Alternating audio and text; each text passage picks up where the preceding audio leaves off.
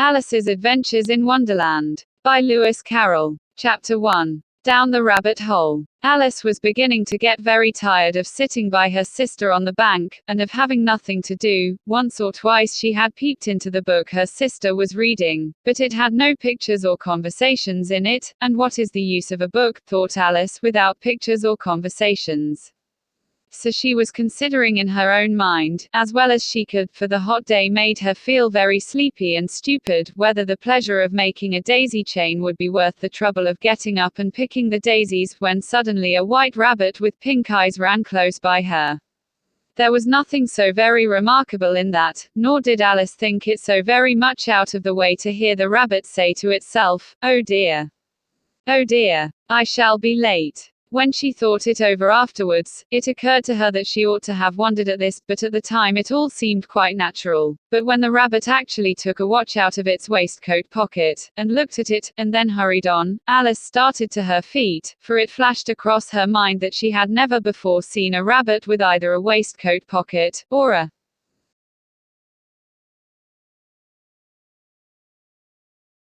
watch to take out of it, and burning with curiosity, she ran across the field after it, and fortunately was just in time to see it pop down a large rabbit hole under the hedge.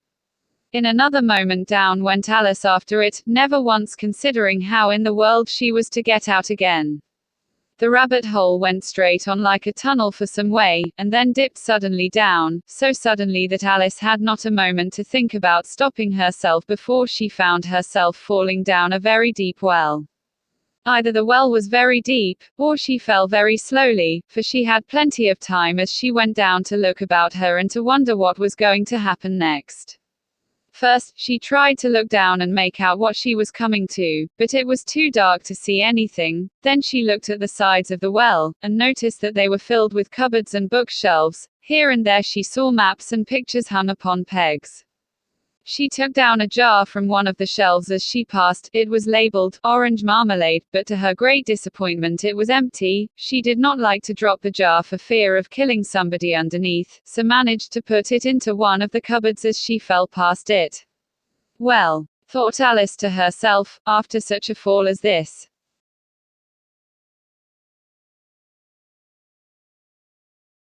I shall think nothing of tumbling downstairs.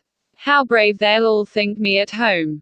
Why, I wouldn't say anything about it, even if I fell off the top of the house. Which was very likely true. Down, down, down. Would the fall never come to an end? I wonder how many miles I've fallen by this time. She said aloud. I must be getting somewhere near the center of the earth. Let me see, that would be 4,000 miles down, I think, for, you see, Alice had learnt several things of this sort in her lessons in the schoolroom, and though this was not a very good opportunity for showing off her knowledge, as there was no one to listen to her, still it was good practice to say it over. Yes, that's about the right distance, but then I wonder what latitude or longitude I've got to. Alice had no idea what latitude was, or longitude either, but thought they were nice grand words to say. Presently she began again. I wonder if I shall fall right through the earth. How funny it'll seem to come out among the people that walk with their heads downward. The antipathies, I think. She was rather glad there was no one listening, this time, as it didn't sound at all the right word, but I shall have to ask them what the name of the country is, you know. Please, ma'am, is this New Zealand or Australia? And she tried to curtsy as she spoke. Fancy curtsying as you're falling through the air. Do you think you could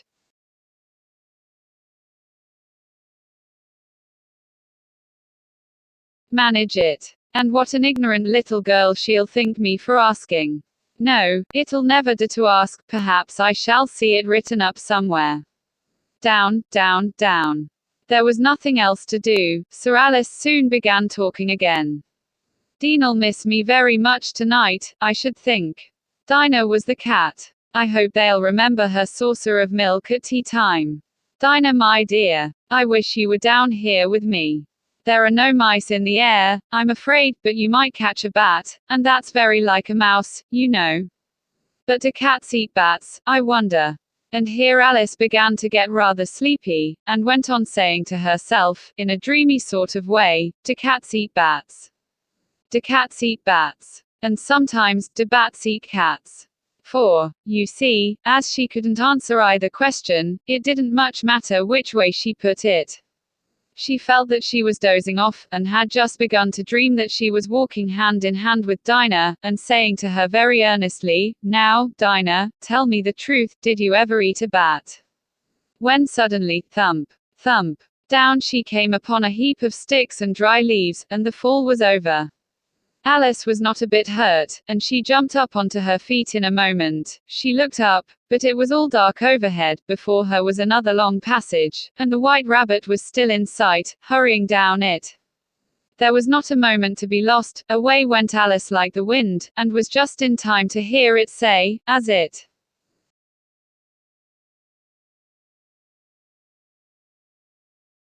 turned a corner, "Oh my ears and whiskers, how late it's getting."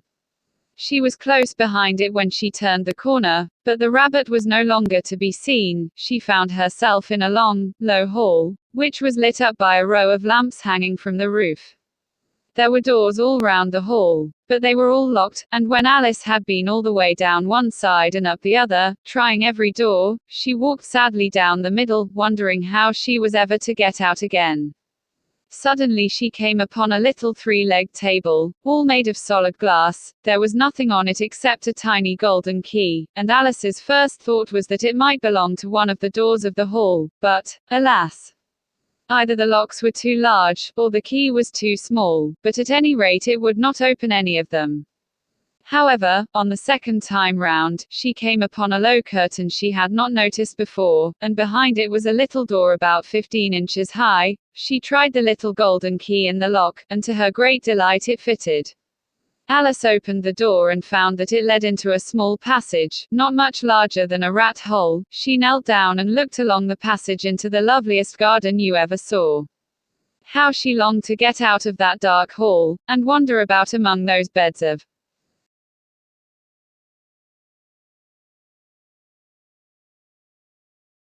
bright flowers and those cool fountains, but she could not even get her head through the doorway, and even if my head would go through, thought poor Alice, it would be of very little use without my shoulders. Oh, how I wish I could shut up like a telescope. I think I could, if I only knew how to begin. For, you see, so many out-of-the-way things had happened lately, that Alice had begun to think that very few things indeed were really impossible. There seemed to be no use in waiting by the little door, so she went back to the table, half hoping she might find another key on it, or at any rate a book of rules for shutting people up like telescopes. This time she found a little bottle on it, which certainly was not here before, said Alice, and round the neck of the bottle was a paper label, with the words "Drink Me" beautifully printed on it in large letters. It was all very well to say, "Drink me," but the wise little Alice was not going to do that in a hurry. "No, I'll look first," she said, "and see whether it's marked poison, or not," for she had read several nice little histories about children who had got burnt, and eaten up by wild beasts and other unpleasant things, all because they would not remember the simple rules the friends had taught them, such as that a red-hot poker will burn you if you hold it too long, and that if you cut your finger very deeply with a knife, it usually bleeds, and she had never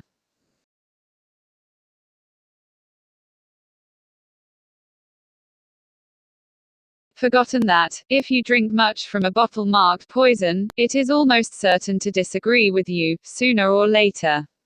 However, this bottle was not marked poison, so Alice ventured to taste it, and finding it very nice, it had, in fact, a sort of mixed flavor of cherry tart, custard, pineapple, roast turkey, toffee, and hot buttered toast. She very soon finished it off.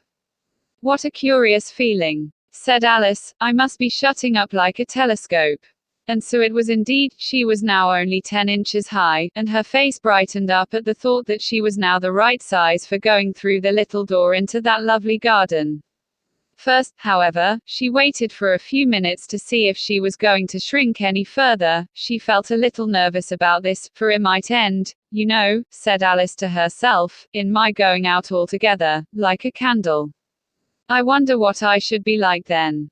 And she tried to fancy what the flame of a candle is like after the candle is blown out, for she could not remember ever having seen such a thing. After a while, finding that nothing more happened, she decided on going into the garden at once, but, alas for poor Alice. When she got to the door, she found she had forgotten the little golden key, and when she went back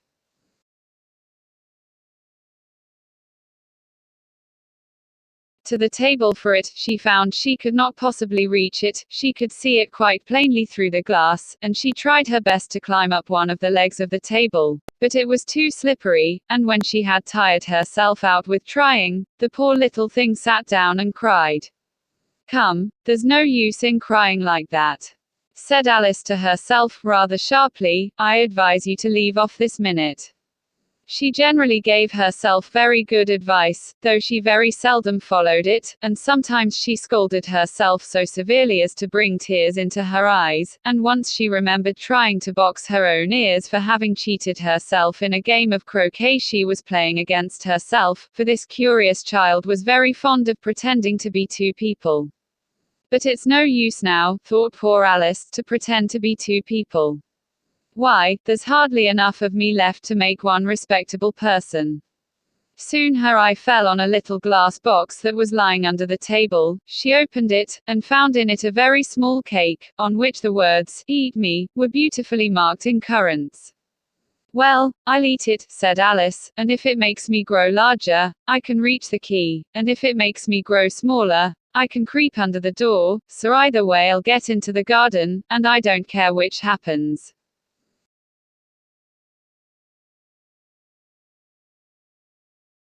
She ate a little bit, and said anxiously to herself, "Which way? Which way?" holding her hand on the top of her head to feel which way it was growing, and she was quite surprised to find that she remained the same size. To be sure, this generally happens when one eats cake, but Alice had got so much into the way of expecting nothing but out of the way things to happen, that it seemed quite dull and stupid for life to go on in the common way. So she set to work, and very soon finished off the cake.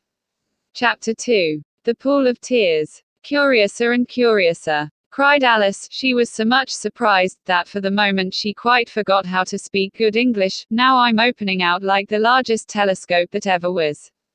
Goodbye, feet." For when she looked down at her feet, they seemed to be almost out of sight, they were getting so far off. "Oh, my poor little feet, I wonder who will put on your shoes and stockings for you now, dears. I'm sure I shan't be able.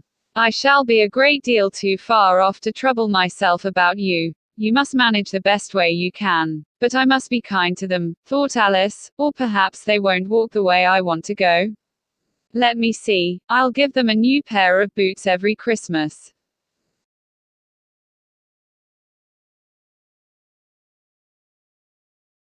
And she went on planning to herself how she would manage it. "They must go by the carrier," she thought, "and how funny it'll seem, sending presents to one's own feet. And how odd the directions will look. Alice's right foot, ESQ, hearthrug, near the fender, with Alice's love. Oh dear, what nonsense I'm talking." Just then her head struck against the roof of the hall. In fact she was now more than 9 feet high, and she at once took up the little golden key and hurried off to the garden door.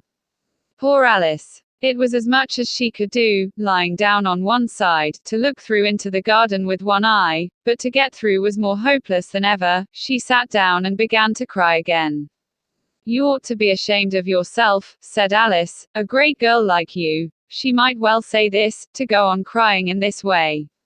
Stop this moment, I tell you." But she went on all the same, shedding gallons of tears, until there was a large pool all round her, about 4 inches deep and reaching half down the hall. After a time she heard a little pattering of feet in the distance, and she hastily dried her eyes to see what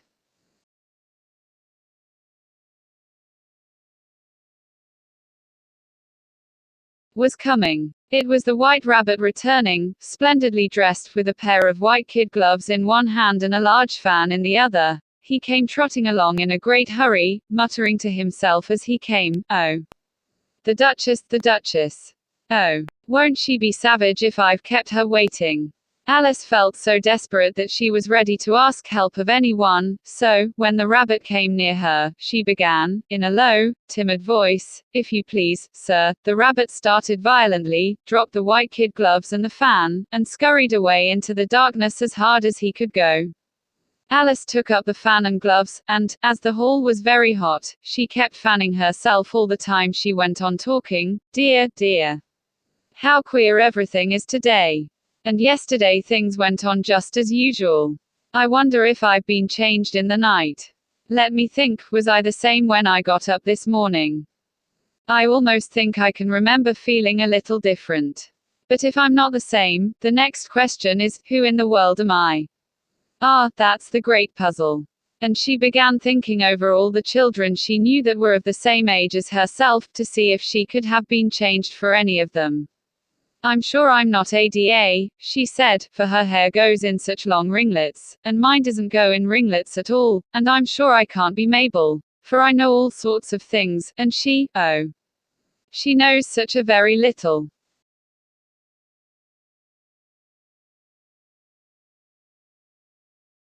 Besides, she's she, and I'm I, and, oh dear, how puzzling it all is.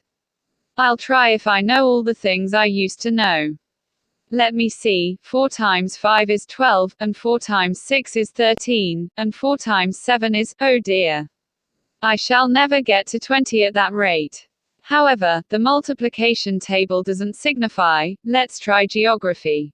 London is the capital of Paris, and Paris is the capital of Rome, and Rome, no, that's all wrong, I'm certain. I must have been changed for Mabel. I'll try and say, how doth the little," and she crossed her hands on her lap as if she were saying lessons, and began to repeat it, but her voice sounded hoarse and strange, and the words did not come the same as they used to do. "How doth the little crocodile improve his shining tail, and pour the waters of the Nile on every golden scale? How cheerfully he seems to grin, how neatly spread his claws, and welcome little fishes in with gently smiling jaws." "I'm sure those are not the right words," said poor Alice, and her eyes filled with tears again as she went on. "I must be Mabel after all, and I shall have to go and live in that poky little house, and have next to no toys to play with, and oh, ever so many lessons to learn. No, I've made up my mind about it. If I'm Mabel, I'll stay down here. It'll be no use the putting their heads down and saying, 'Come up again, dear.' I shall only look up and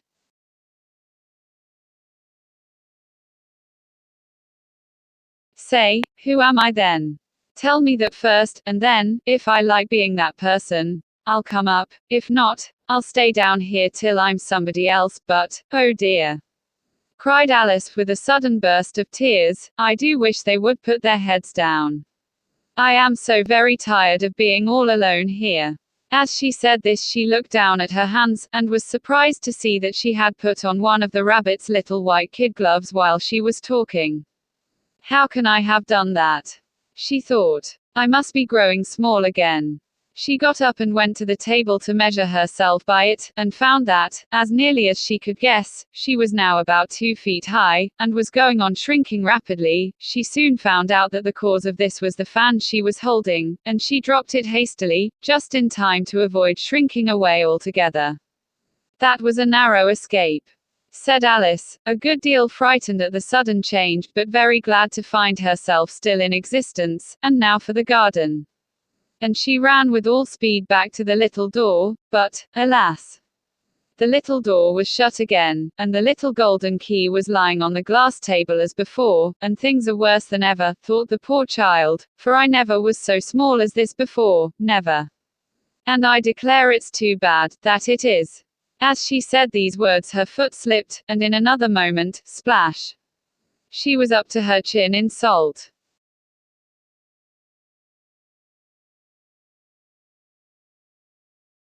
Water. Her first idea was that she had somehow fallen into the sea, and in that case I can go back by railway, she said to herself. Alice had been to the seaside once in her life, and had come to the general conclusion, that wherever you go to on the English coast you find a number of bathing machines in the sea, some children digging in the sand with wooden spades, then a row of lodging houses, and behind 'em a railway station. However, she soon made out that she was in the pool of tears which she had wept when she was 9 feet high. "I wish I hadn't cried so much," said Alice, as she swam about, trying to find her way out. "I shall be punished for it now, I suppose, by being drowned in my own tears. That will be a queer thing, to be sure. However, everything is queer today." Just then she heard something splashing about in the pool a little way off, and she swam nearer to make out what it was. At first she thought it must be a walrus or hippopotamus, but then she remembered how small she was now, and she soon made out that it was only a mouse that had slipped in like herself. Would it be of any use, now, thought Alice, to speak to this mouse? Everything is so out of the way down here, that I should think very likely it can talk. At any rate, there's no harm in trying.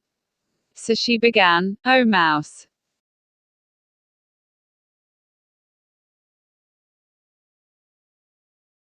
Do you know the way out of this pool?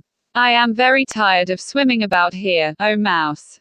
Alice thought this must be the right way of speaking to a mouse. She had never done such a thing before, but she remembered having seen in her brother's Latin grammar, a mouse, of a mouse, to a mouse, oh mouse. The mouse looked at her rather inquisitively, and seemed to her to wink with one of its little eyes, but it said nothing. "Perhaps it doesn't understand English," thought Alice. "I dare say it's a French mouse, come over with William the Conqueror." For, with all her knowledge of history, Alice had no very clear notion how long ago anything had happened. So she began again, "Où est ma chat?" which was the first sentence in her French lesson book.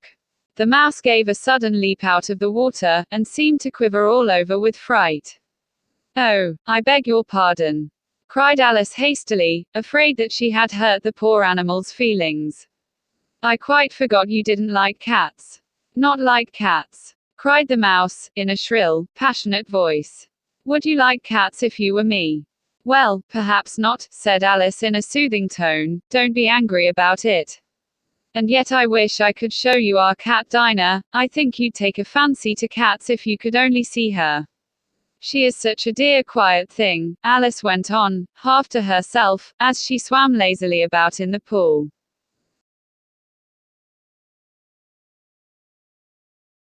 "And she sits purring so nicely by the fire, licking her paws and washing her face, and she is such a nice soft thing to nurse, and she's such a capital one for catching mice. Oh, I beg your pardon," cried Alice again, for this time the mouse was bristling all over, and she felt certain it must be really offended. "We won't talk about her any more if you'd rather not." "We indeed," cried the mouse, who was trembling down to the end of his tail. "As if I would talk on such a subject. Our family always hated cats, nasty, low, vulgar things. Don't let me hear the name again." "I won't indeed," said Alice, in a great hurry to change the subject of conversation. Are you fond of dogs?" The mouse did not answer, so Alice went on eagerly, "There is such a nice little dog near our house I should like to show you.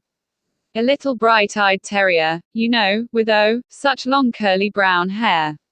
And it'll fetch things when you throw them, and it'll sit up and beg for its dinner, and all sorts of things, I can't remember half of them, and it belongs to a farmer, you know, and he says it's so useful, it's worth £100. He says it kills all the rats and, oh dear," cried Alice in a sorrowful tone, "I'm afraid I've offended it again." For the mouse was swimming away from her as hard as it could go, and making quite a commotion in the pool as it went.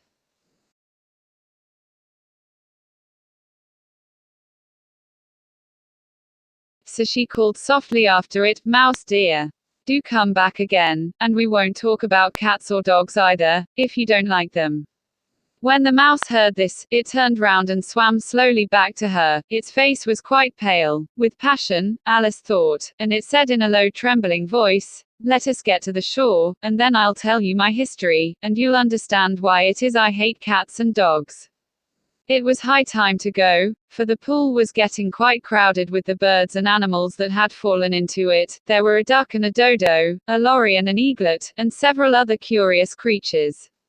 Alice led the way, and the whole party swam to the shore. Chapter 3. A Caucus Race and a Long Tail.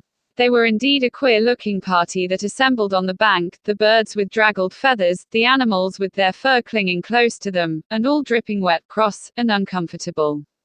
The first question, of course, was how to get dry again. They had a consultation about this, and after a few minutes it seemed quite natural to Alice to find herself talking familiarly with them, as if she had known them all her life. Indeed, she had quite a long argument with the lorry, who at last turned sulky, and would only say, "I am older than you, and must know better," and this.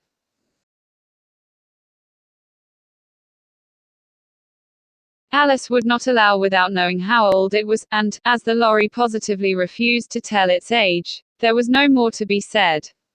At last the mouse, who seemed to be a person of authority among them, called out, "Sit down, all of you, and listen to me. I'll soon make you dry enough." They all sat down at once, in a large ring, with the mouse in the middle. Alice kept her eyes anxiously fixed on it, for she felt sure she would catch a bad cold if she did not get dry very soon. "Ahem," said the mouse with an important air, "are you all ready? This is the driest thing I know. Silence all round, if you please." William the Conqueror, whose cause was favored by the Pope, was soon submitted to by the English, who wanted leaders, and had been of late much accustomed to usurpation and conquest. Edwin and Morcar, the Earls of Mercia and Northumbria. "Ugh," said the lorry, with a shiver. "I beg your pardon," said the mouse, frowning, but very politely. "Did you speak?" "Not I," said the lorry hastily. "I thought you did," said the mouse. "I proceed." Edwin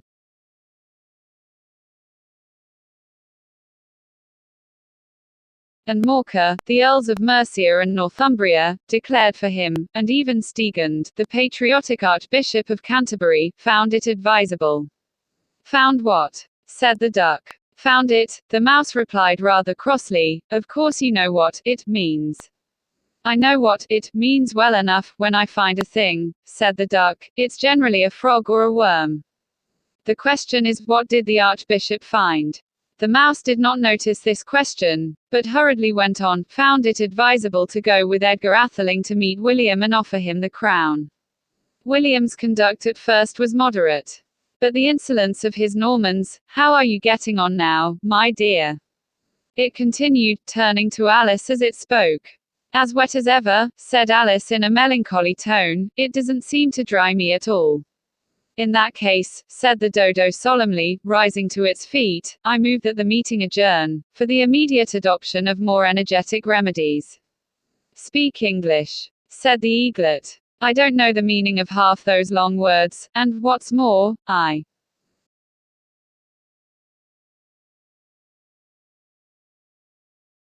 don't believe you do either."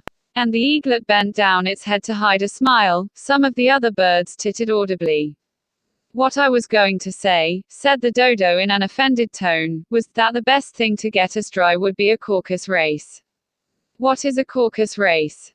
said Alice, not that she wanted much to know, but the dodo had paused as if it thought that somebody ought to speak, and no one else seemed inclined to say anything. "Why," said the dodo, "the best way to explain it is to do it.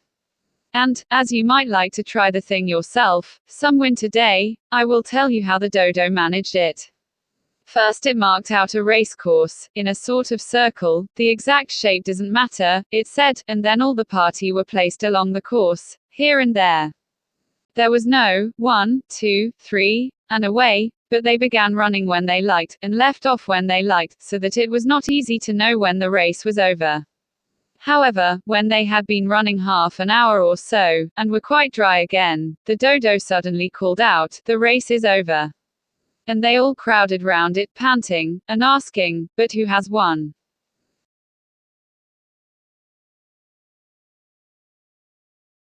This question the dodo could not answer without a great deal of thought, and it sat for a long time with one finger pressed upon its forehead, the position in which you usually see Shakespeare, in the pictures of him, while the rest waited in silence. At last the dodo said, "Everybody has won, and all must have prizes. But who is to give the prizes?" Quite a chorus of voices asked. Why, she, of course, said the dodo, pointing to Alice with one finger, and the whole party at once crowded round her, calling out in a confused way, "Prizes!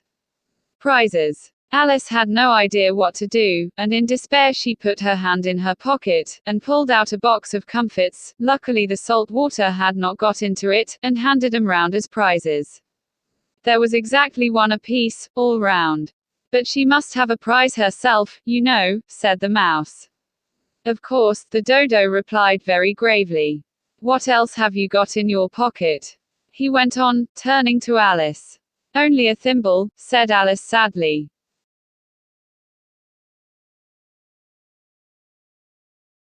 "Hand it over here," said the dodo. Then they all crowded round her once more, while the dodo solemnly presented the thimble, saying, "We beg your acceptance of this elegant thimble," and, when it had finished this short speech, they all cheered. Alice thought the whole thing very absurd, but they all looked so grave that she did not dare to laugh, and, as she could not think of anything to say, she simply bowed, and took the thimble, looking as solemn as she could. The next thing was to eat the comfits. This caused some noise and confusion, as the large birds complained that they could not taste theirs, and the small ones choked and had to be patted on the back. However, it was over at last, and they sat down again in a ring, and begged the mouse to tell them something more.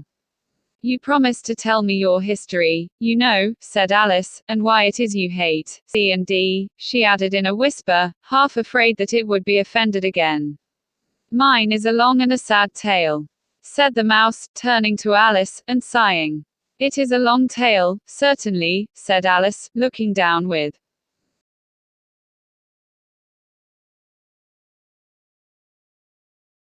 wonder at the mouse's tale, "but why do you call it sad?" And she kept on puzzling about it while the mouse was speaking, so that her idea of the tale was something like this. Fury said to a mouse, that he met in the house, "Let us both go to law, I will prosecute you, come, I'll take no denial, we must have a trial, for really this morning I've nothing to do." Said the mouse to the cur, "Such a trial, dear sir, with no jury or judge, would be wasting our breath." "I'll be judge, I'll be jury," said cunning old Fury, "I'll try the whole cause, and condemn you to death." "You are not attending," said the mouse to Alice severely. "What are you thinking of?"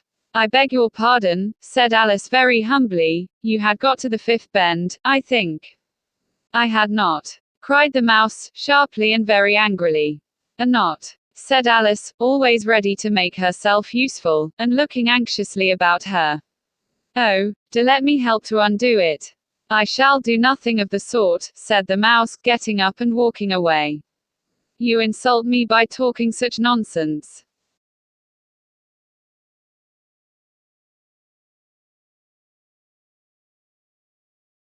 "I didn't mean it," pleaded poor Alice. "But you're so easily offended, you know." The mouse only growled in reply. "Please come back and finish your story." Alice called after it, and the others all joined in chorus, "Yes, please do." But the mouse only shook its head impatiently, and walked a little quicker. "What a pity it wouldn't stay," sighed the lorry, as soon as it was quite out of sight, and an old crab took the opportunity of saying to her daughter, "Ah, my dear, let this be a lesson to you never to lose your temper." "Hold your tongue, ma," said the young crab, a little snappishly. "You're enough to try the patience of an oyster." "I wish I had our Dinah here, I know I do," said Alice aloud, addressing nobody in particular. "She'd soon fetch it back." "And who is Dinah, if I might venture to ask the question?" said the lorry. Alice replied eagerly, for she was always ready to talk about her pet. "Dinah's our cat. And she's such a capital one for catching mice you can't think. And oh, I wish you could see her after the birds. Why, she'll eat a little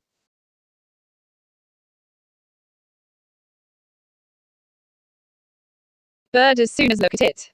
This speech caused a remarkable sensation among the party.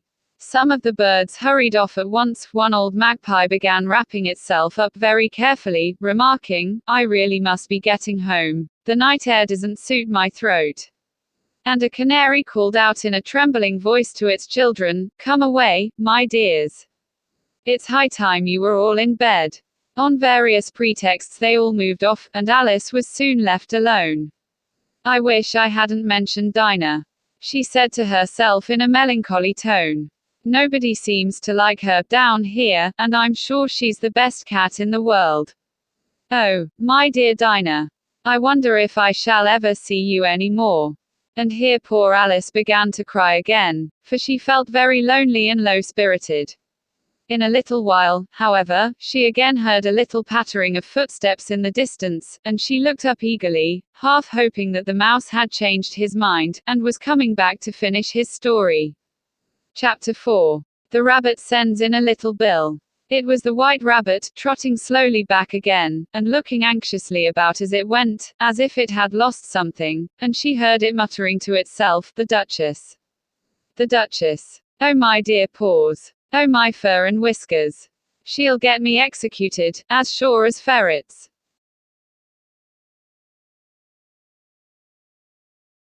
A ferrets. Where can I have dropped 'em, I wonder?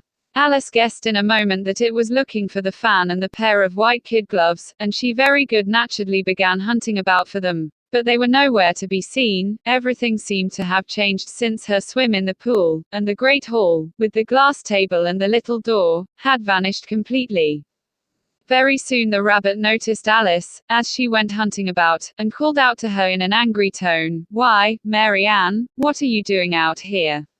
Run home this moment, and fetch me a pair of gloves and a fan. Quick, now." And Alice was so much frightened that she ran off at once in the direction it pointed to, without trying to explain the mistake it had made. "He took me for his housemaid," she said to herself as she ran. "How surprised he'll be when he finds out who I am. But I'd better take him his fan and gloves, that is, if I can find them." As she said this, she came upon a neat little house, on the door of which was a bright brass plate with the name, W. Rabbit, engraved upon it.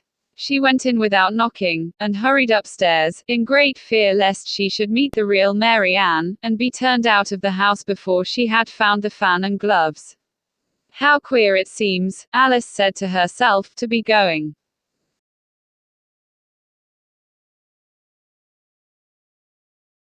Messages for a rabbit. I suppose Dean'll be sending me on messages next." And she began fancying the sort of thing that would happen. "Miss Alice. Come here directly, and get ready for your walk. Coming in a minute, nurse. But I've got to see that the mouse doesn't get out. Only I don't think," Alice went on, "that they'd let Dinah stop in the house if it began ordering people about like that." By this time she had found her way into a tidy little room with a table in the window, and on it, as she had hoped, a fan and 2 or 3 pairs of tiny white kid gloves. She took up the fan and a pair of the gloves, and was just going to leave the room, when her eye fell upon a little bottle that stood near the looking-glass. There was no label this time with the words "Drink me," but nevertheless she uncorked it and put it to her lips. "I know something interesting is sure to happen," she said to herself, "whenever I eat or drink anything, so I'll just see what this bottle does. I do hope it'll make me grow large again, for really I'm quite tired of being such a tiny little thing." It did so indeed, and much sooner than she had expected. Before she had drunk half the bottle, she found her head pressing against the ceiling, and had to stoop to save her neck from being broken. She hastily put down the bottle, saying to herself, "That's quite enough, I hope I shan't grow any more, as it is, I can't.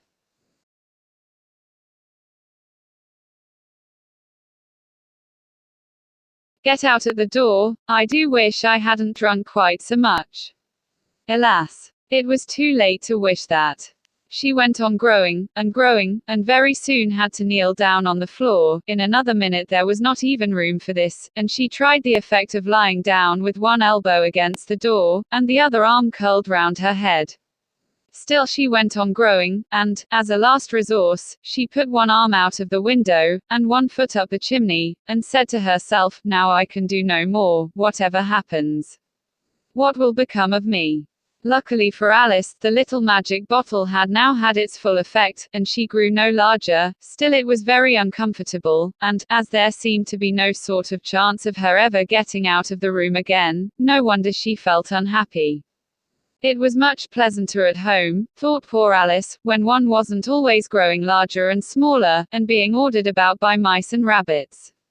I almost wish I hadn't gone down that rabbit hole, and yet, it's rather curious, you know, this sort of life. I do wonder what can have happened to me. When I used to read fairy tales, I fancied that kind of thing never happened, and now here I am in the middle of one. There ought to be a book written about me, that there ought. And when I grow up, I'll write one, but I'm grown.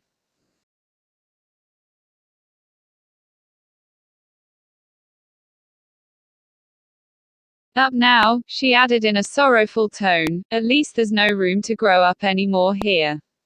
But then, thought Alice, shall I never get any older than I am now? That'll be a comfort, one way, never to be an old woman, but then, always to have lessons to learn. Oh, I shouldn't like that. Oh, you foolish Alice. She answered herself. How can you learn lessons in here? Why, there's hardly room for you, and no room at all for any lesson books. And so she went on, taking first one side and then the other, and making quite a conversation of it altogether. But after a few minutes she heard a voice outside, and stopped to listen. Mary Ann, said the voice. Fetch me my gloves this moment. Then came a little pattering of feet on the stairs.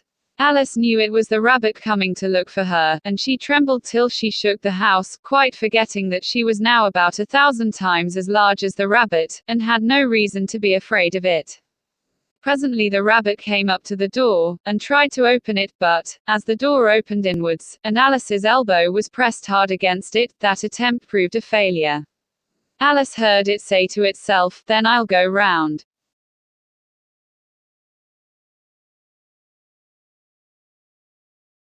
and get in at the window. That you won't, thought Alice, and, after waiting till she fancied she heard the rabbit just under the window, she suddenly spread out her hand, and made a snatch in the air. She did not get hold of anything, but she heard a little shriek and a fall, and a crash of broken glass, from which she concluded that it was just possible it had fallen into a cucumber frame, or something of the sort. Next came an angry voice, the rabbit's, Pat. Pat, where are you? And then a voice she had never heard before, sure then I'm here. Digging for apples, your honor. Digging for apples, indeed, said the rabbit angrily. Here, come and help me out of this. Sounds of more broken glass. Now tell me, Pat, what's that in the window? Sure, it's an arm, your honor. He pronounced it, arum. An arm, you goose. Whoever saw one that size? Why, it fills the whole window. Sure, it does, your honor, but it's an arm for all that.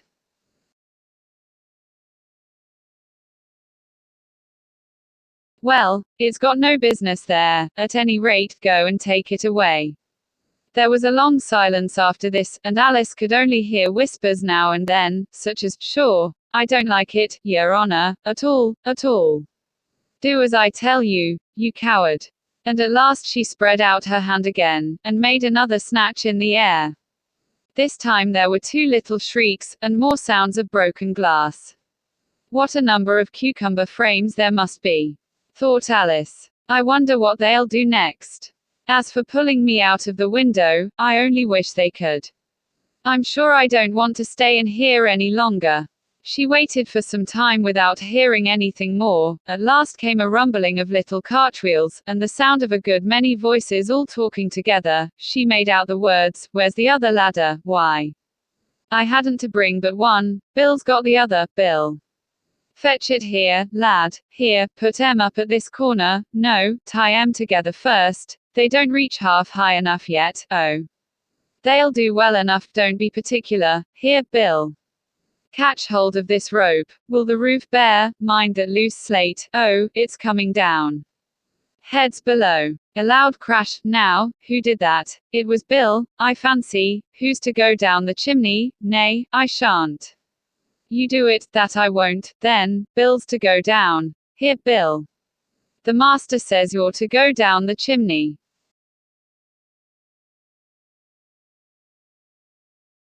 Oh, so Bill's got to come down the chimney, has he? Said Alice to herself. Shy, they seem to put everything upon Bill. I wouldn't be in Bill's place for a good deal. This fireplace is narrow, to be sure, but I think I can kick a little. She drew her foot as far down the chimney as she could, and waited till she heard a little animal, she couldn't guess of what sort it was, scratching and scrambling about in the chimney close above her. Then, saying to herself, "This is Bill," she gave one sharp kick, and waited to see what would happen next. The first thing she heard was a general chorus of "There goes Bill." Then the rabbit's voice along, "Catch him, you by the hedge." Then silence, and then another confusion of voices, "Hold up his head, Brandy, now, don't choke him. How was it, old fellow? What happened to you? Tell us all about it." Last came a little feeble, squeaking voice. "That's Bill," thought Alice. "Well, I hardly know, no more, thank ye. I'm better now. But I'm a deal too flustered to tell you. All I know is, something comes at me like a jack in the box, and up I goes like a skyrocket." "So you did, old fellow," said the others. "We must burn the house down," said the rabbits.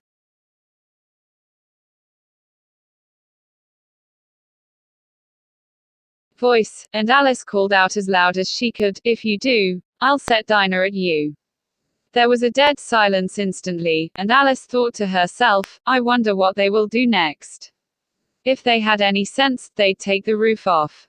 After a minute or two, they began moving about again, and Alice heard the rabbits say, "A barrowful will do, to begin with." A barrowful of what? Thought Alice, but she had not long to doubt, for the next moment a shower of little pebbles came rattling in at the window, and some of them hit her in the face.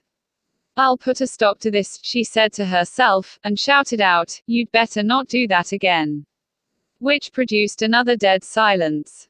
Alice noticed with some surprise that the pebbles were all turning into little cakes as they lay on the floor, and a bright idea came into her head. "If I eat one of these cakes," she thought, "it's sure to make some change in my size, and as it can't possibly make me larger, it must make me smaller, I suppose." So she swallowed one of the cakes, and was delighted to find that she began shrinking directly. As soon as she was small enough to get through the door, she ran out of the house, and found quite a crowd of little animals and birds waiting outside. The poor little lizard, Bill, was in the middle, being held up by 2 guinea pigs.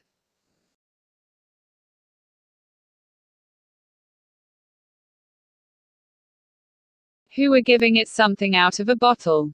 They all made a rush at Alice the moment she appeared, but she ran off as hard as she could, and soon found herself safe in a thick wood. "The first thing I've got to do," said Alice to herself, as she wandered about in the wood, "is to grow to my right size again, and the second thing is to find my way into that lovely garden. I think that will be the best plan." It sounded an excellent plan, no doubt, and very neatly and simply arranged. The only difficulty was that she had not the smallest idea how to set about it, and while she was peering about anxiously among the trees, a little sharp bark just over her head made her look up in a great hurry. An enormous puppy was looking down at her with large round eyes, and feebly stretching out one paw, trying to touch her. "Poor little thing," said Alice, in a coaxing tone, and she tried hard to whistle to it, but she was terribly frightened all the time at the thought that it might be hungry, in which case it would be very likely to eat her up in spite of all her coaxing. Hardly knowing what she did, she picked up a little bit of stick, and held it out to the puppy, whereupon the puppy jumped into the air off all its feet at once, with a yelp of delight, and rushed at the stick, and made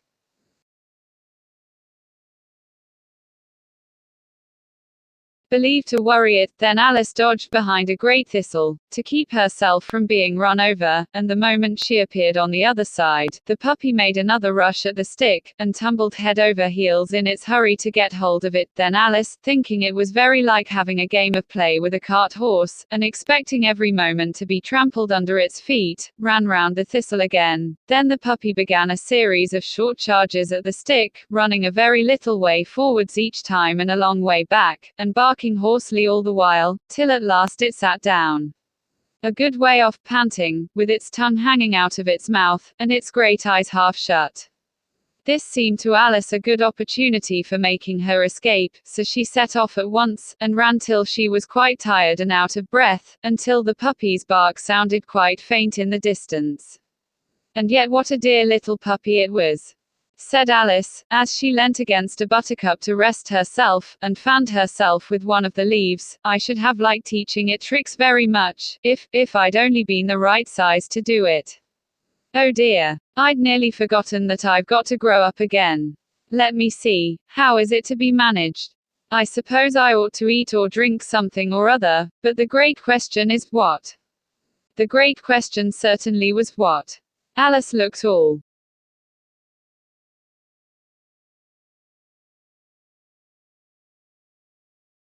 round her at the flowers and the blades of grass, but she did not see anything that looked like the right thing to eat or drink under the circumstances.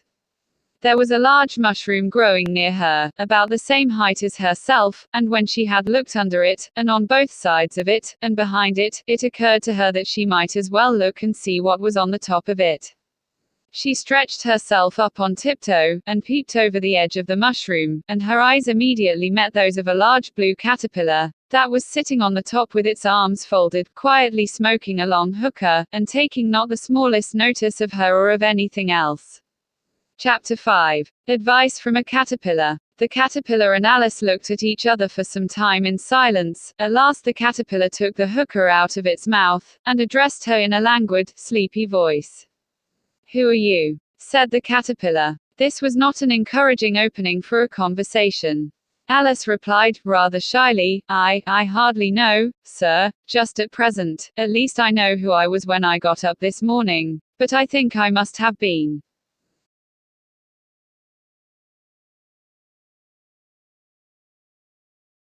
changed several times since then." "What do you mean by that?" said the caterpillar sternly. "Explain yourself." "I can't explain myself, I'm afraid, sir," said Alice, "because I'm not myself, you see." "I don't see," said the caterpillar. "I'm afraid I can't put it more clearly," Alice replied very politely, "for I can't understand it myself to begin with, and being so many different sizes in a day is very confusing." "It isn't," said the caterpillar. "Well, perhaps you haven't found it so yet," said Alice, "but when you have to turn into a chrysalis, you will some day, you know, and then after that into a butterfly, I should think you'll feel it a little queer, won't you?" "Not a bit," said the caterpillar. "Well, perhaps your feelings may be different," said Alice. "All I know is, it would feel very queer to me." "You," said the caterpillar contemptuously. "Who are you?"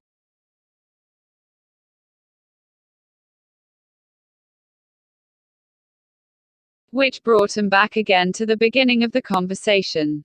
Alice felt a little irritated at the caterpillar's making such very short remarks, and she drew herself up and said, very gravely, "I think you ought to tell me who you are, first." "Why?" said the caterpillar. Here was another puzzling question, and as Alice could not think of any good reason, and as the caterpillar seemed to be in a very unpleasant state of mind, she turned away. "Come back," the caterpillar called after her. "I've something important to say." This sounded promising. Certainly, Alice turned and came back again. "Keep your temper," said the caterpillar. "Is that all?" said Alice, swallowing down her anger as well as she could. "No," said the caterpillar. Alice thought she might as well wait, as she had nothing else to do, and perhaps after all it might tell her something worth hearing. For some minutes it puffed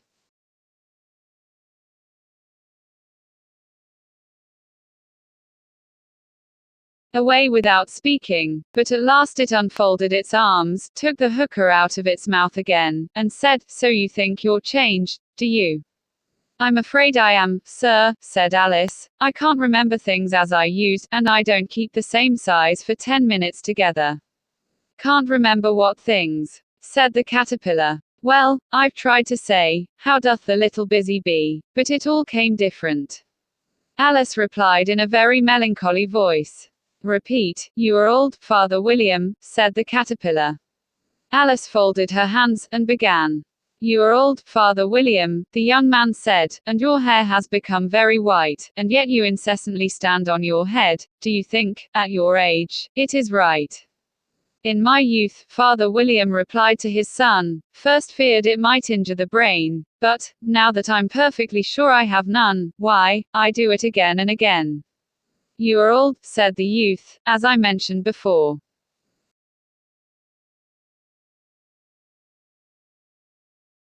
And have grown most uncommonly fat, yet you turned a back somersault in at the door. Pray, what is the reason of that? In my youth, said the sage, as he shook his grey locks, I kept all my limbs very supple by the use of this ointment, 1 shilling the box, allow me to sell you a couple. You are old, said the youth, and your jaws are too weak for anything tougher than suet, yet you finished the goose, with the bones and the beak. Pray, how did you manage to do it? In my youth, said his father, I took to the law, and argued each case with my wife, and the muscular strength, which it gave to my jaw, has lasted the rest of my life. You are old, said the youth, one would hardly suppose that your eye was as steady as ever, yet you balanced an eel on the end of your nose. What made you so awfully clever? I have answered 3 questions, and that is enough, said his father, don't give yourself airs. Do you think I can listen all day to such stuff? Be off, or I'll kick you downstairs.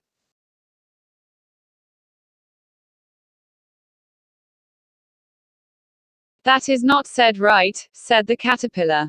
Not quite right, I'm afraid, said Alice, timidly, some of the words have got altered. It is wrong from beginning to end, said the caterpillar decidedly, and there was silence for some minutes. The caterpillar was the first to speak. What size do you want to be? It asked. Oh, I'm not particular as to size, Alice hastily replied, only one doesn't like changing so often, you know. I don't know, said the caterpillar. Alice said nothing, she had never been so much contradicted in her life before, and she felt that she was losing her temper. Are you content now? Said the caterpillar. Well, I should like to be a little larger, sir, if you wouldn't mind, said Alice. 3 inches is such a wretched height to be. It is a very good height indeed, said the caterpillar angrily, rearing itself upright as it spoke. It was exactly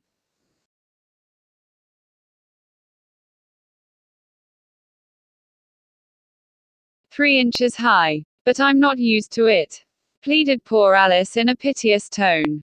And she thought of herself, I wish the creatures wouldn't be so easily offended. You'll get used to it in time, said the caterpillar, and it put the hookah into its mouth and began smoking again. This time Alice waited patiently until it chose to speak again. In a minute or two the caterpillar took the hookah out of its mouth and yawned once or twice, and shook itself. Then it got down off the mushroom, and crawled away in the grass, merely remarking as it went, one side will make you grow taller, and the other side will make you grow shorter. One side of what? The other side of what? Thought Alice to herself. Of the mushroom, said the caterpillar, just as if she had asked it aloud, and in another moment it was out of sight. Alice remained looking thoughtfully at the mushroom for a minute, trying to make out which were the 2 sides of it, and as it was perfectly round, she found this a very difficult question. However, at last she stretched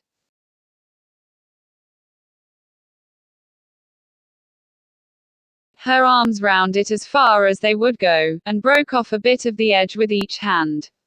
And now which is which? She said to herself, and nibbled a little of the right hand bit to try the effect. The next moment she felt a violent blow underneath her chin. It had struck her foot. She was a good deal frightened by this very sudden change, but she felt that there was no time to be lost, as she was shrinking rapidly, so she set to work at once to eat some of the other bit. Her chin was pressed so closely against her foot that there was hardly room to open her mouth, but she did it at last, and managed to swallow a morsel of the left-hand bit. Come, my head's free at last, said Alice in a tone of delight, which changed into alarm in another moment, when she found that her shoulders were nowhere to be found. All she could see, when she looked down, was an immense length of neck, which seemed to rise like a stalk out of a sea of green leaves that lay far below her. What can all that green stuff be? Said Alice. And where have my shoulders got to? And oh, my poor hands, how is it I can't see you? She was moving them about as she spoke, but no result seemed to follow, except a little shaking among the distant green leaves.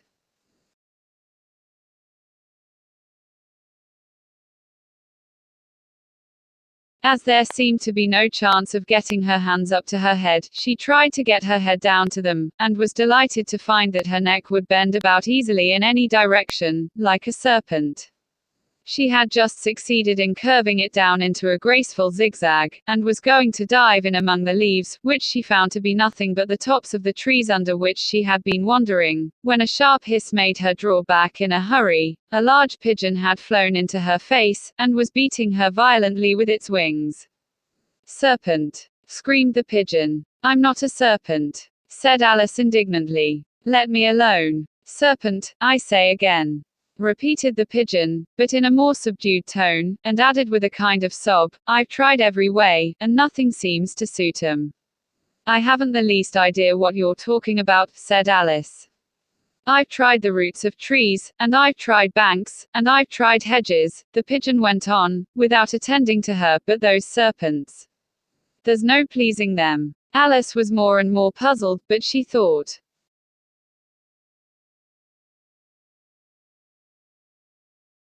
there was no use in saying anything more till the pigeon had finished. "As if it wasn't trouble enough hatching the eggs," said the pigeon, "but I must be on the lookout for serpents night and day. Why, I haven't had a wink of sleep these 3 weeks." "I'm very sorry you've been annoyed," said Alice, who was beginning to see its meaning. "And just as I'd taken the highest tree in the wood," continued the pigeon, raising its voice to a shriek, "and just as I was thinking I should be free of them at last, they must needs come wriggling down from the sky." "Ugh, serpent! But I'm not a serpent, I tell you," said Alice. I'm a. "Well, what are you?" said the pigeon. "I can see you're trying to invent something." I'm a little girl," said Alice, rather doubtfully, as she remembered the number of changes she had gone through that day. "A likely story indeed," said the pigeon in a tone of the deepest contempt. "I've seen a good many little girls in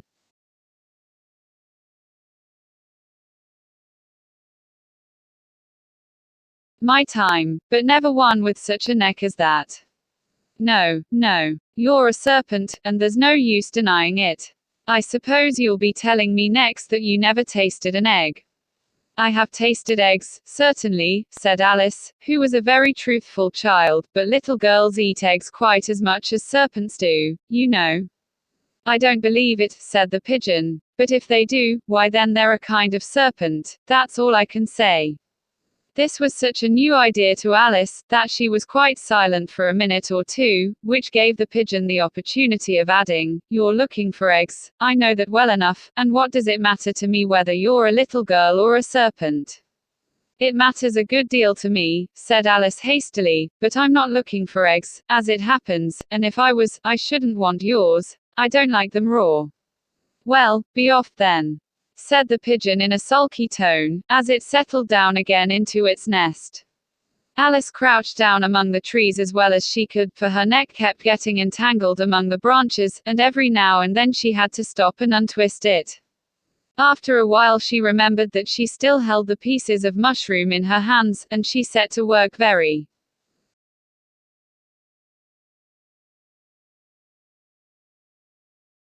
carefully, nibbling first at one and then at the other, and growing sometimes taller and sometimes shorter, until she had succeeded in bringing herself down to her usual height. It was so long since she had been anything near the right size, that it felt quite strange at first, but she got used to it in a few minutes, and began talking to herself, as usual. "Come, there's half my plan done now. How puzzling all these changes are. I'm never sure what I'm going to be, from one minute to another. However, I've got back to my right size. The next thing is to get into that beautiful garden. How is that to be done, I wonder?" As she said this, she came suddenly upon an open place, with a little house in it about 4 feet high. "Whoever lives there," thought Alice, "it'll never do to come upon 'em this size. Why, I should frighten 'em out of their wits." So she began nibbling at the right-hand bit again, and did not venture to go near the house till she had brought herself down to 9 inches high. Chapter 6. Pig and Pepper. For a minute or two she stood looking at the house, and wondering what to do next, when suddenly a footman in livery came running out of the wood. She considered him to be a footman because he was in livery, otherwise, judging by his face only, she would have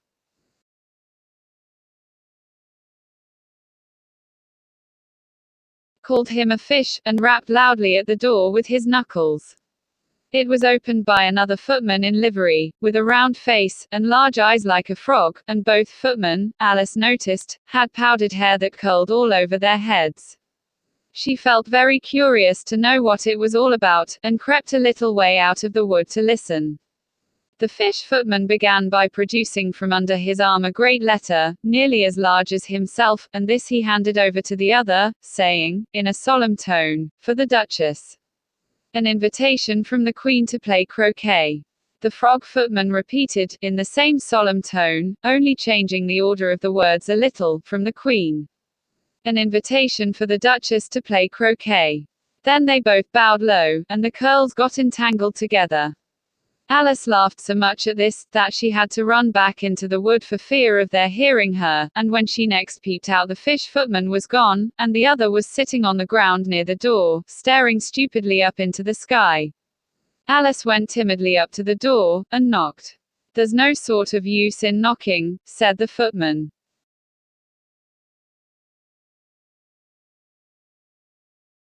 "And that for 2 reasons.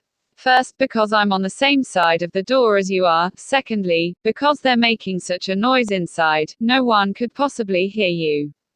And certainly there was a most extraordinary noise going on within, a constant howling and sneezing, and every now and then a great crash, as if a dish or kettle had been broken to pieces." "Please then," said Alice, "how am I to get in?" "There might be some sense in your knocking," the footman went on without attending to her, "if we had the door between us. For instance, if you were inside, you might knock, and I could let you out, you know." He was looking up into the sky all the time he was speaking, and this Alice thought decidedly uncivil. "But perhaps he can't help it," she said to herself, "his eyes are so very nearly at the top of his head. But at any rate he might answer questions. How am I to get in?" She repeated, aloud, "I shall sit here," the footman remarked, "till tomorrow."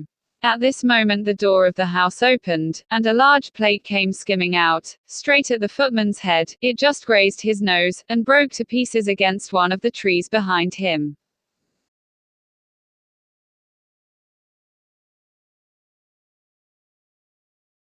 "Or next day, maybe," the footman continued in the same tone, exactly as if nothing had happened.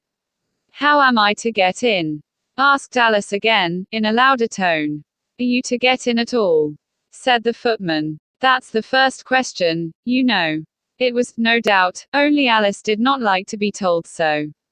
"It's really dreadful," she muttered to herself, "the way all the creatures argue. It's enough to drive one crazy." The footman seemed to think this a good opportunity for repeating his remark, with variations. "I shall sit here," he said, "on and off, for days and days." "But what am I to do?" said Alice. "Anything you like," said the footman, and began whistling. "Oh, there's no use in talking to him," said Alice desperately, "he's perfectly idiotic." And she opened the door and went in.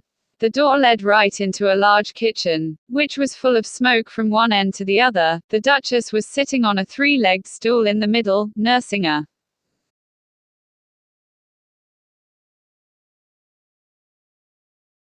baby. The cook was leaning over the fire, stirring a large cauldron which seemed to be full of soup. "There's certainly too much pepper in that soup," Alice said to herself, as well as she could for sneezing. There was certainly too much of it in the air. Even the Duchess sneezed occasionally, and as for the baby, it was sneezing and howling alternately without a moment's pause. The only things in the kitchen that did not sneeze were the cook, and a large cat which was sitting on the hearth and grinning from ear to ear.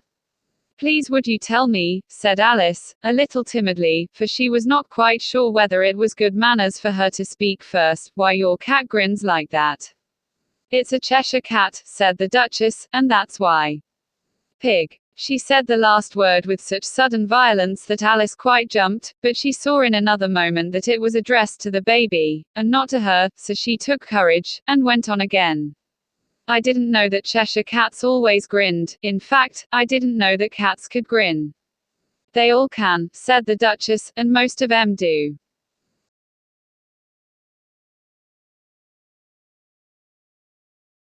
I don't know of any that do, Alice said very politely, feeling quite pleased to have got into a conversation. You don't know much, said the Duchess, and that's a fact. Alice did not at all like the tone of this remark, and thought it would be as well to introduce some other subject of conversation. While she was trying to fix on one, the cook took the cauldron of soup off the fire, and at once set to work throwing everything within her reach at the Duchess and the baby. The fire irons came first, then followed a shower of saucepans, plates, and dishes. The Duchess took no notice of them even when they hit her, and the baby was howling so much already, that it was quite impossible to say whether the blows hurt it or not. Oh, please mind what you're doing, cried Alice, jumping up and down in an agony of terror. Oh, there goes his precious nose. As an unusually large saucepan flew close by it, and very nearly carried it off. If everybody minded their own business, the Duchess said in a hoarse growl, the world would go round a deal faster than it does. Which would not be an advantage, said Alice, who felt very glad to get an opportunity of showing off a little of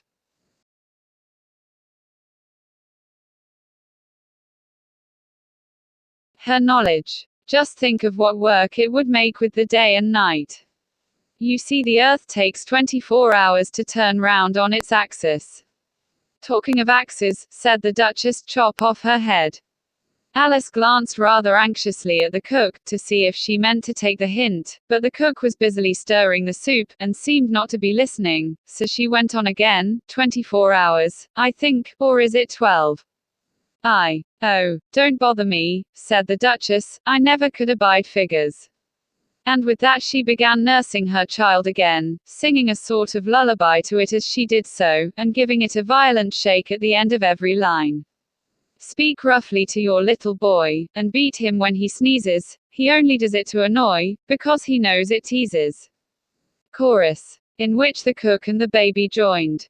Wow, wow, wow. While the Duchess sang the second verse of the song, she kept tossing the baby violently up and down, and the poor little thing howled so, that Alice could hardly hear the words.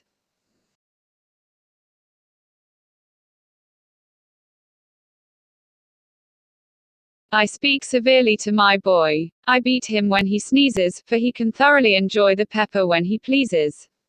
Chorus. Wow, wow, wow. Here, you may nurse it a bit, if you like, the Duchess said to Alice, flinging the baby at her as she spoke. I must go and get ready to play croquet with the Queen, and she hurried out of the room. The cook threw a frying pan after her as she went out, but it just missed her. Alice caught the baby with some difficulty, as it was a queer-shaped little creature, and held out its arms and legs in all directions, just like a starfish, thought Alice. The poor little thing was snorting like a steam engine when she caught it, and kept doubling itself up and straightening itself out again, so that altogether, for the first minute or two, it was as much as she could do to hold it. As soon as she had made out the proper way of nursing it, which was to twist it up into a sort of knot, and then keep tight hold of its right ear and left foot, so as to prevent its undoing itself, she carried it out into the open air. If I don't take this child away with me,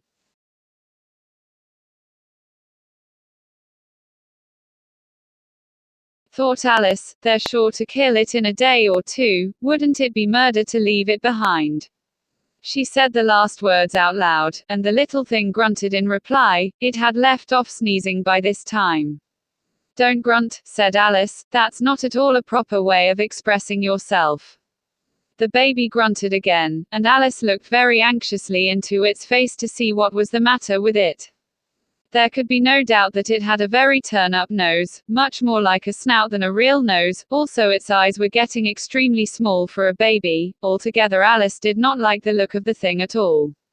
But perhaps it was only sobbing, she thought, and looked into its eyes again, to see if there were any tears. No, there were no tears. If you're going to turn into a pig, my dear, said Alice, seriously, I'll have nothing more to do with you. Mind now. The poor little thing sobbed again, or grunted, it was impossible to say which, and they went on for some while in silence. Alice was just beginning to think to herself, now, what am I to do with this creature when I get it home? When it grunted again, so violently, that she looked down into its face in some alarm. This time there could be no mistake about it, it was neither more nor less than a pig, and she felt that it would be quite absurd for her to carry it further.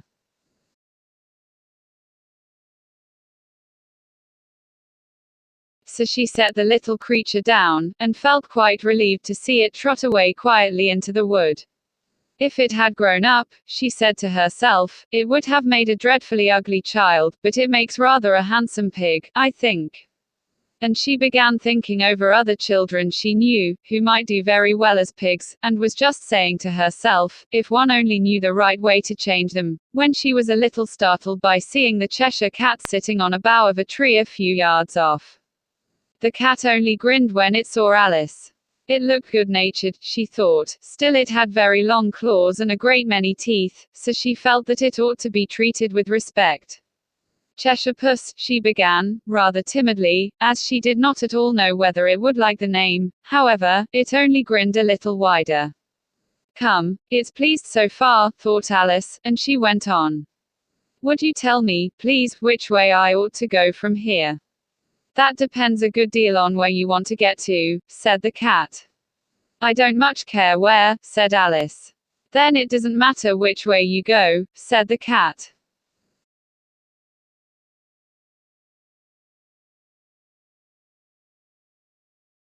So long as I get somewhere, Alice added as an explanation. Oh, you're sure to do that, said the cat, if you only walk long enough. Alice felt that this could not be denied, so she tried another question. What sort of people live about here?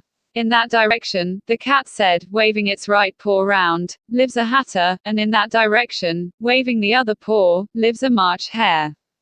Visit either you like, they're both mad. But I don't want to go among mad people, Alice remarked.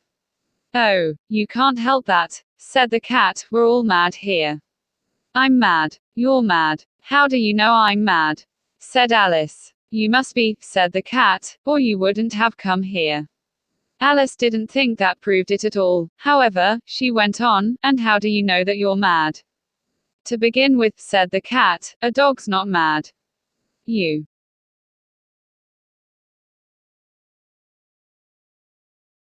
Grant that. I suppose so, said Alice. Well, then, the cat went on, you see, a dog growls when it's angry, and wags its tail when it's pleased. Now I growl when I'm pleased, and wag my tail when I'm angry. Therefore I'm mad. I call it purring, not growling, said Alice. Call it what you like, said the cat. Do you play croquet with the Queen today? I should like it very much, said Alice, but I haven't been invited yet. You'll see me there, said the cat, and vanished. Alice was not much surprised at this, she was getting so used to queer things happening. While she was looking at the place where it had been, it suddenly appeared again. By the by, what became of the baby? Said the cat. I'd nearly forgotten to ask. It turned into a pig, Alice quietly said, just as if it had come back in a natural way.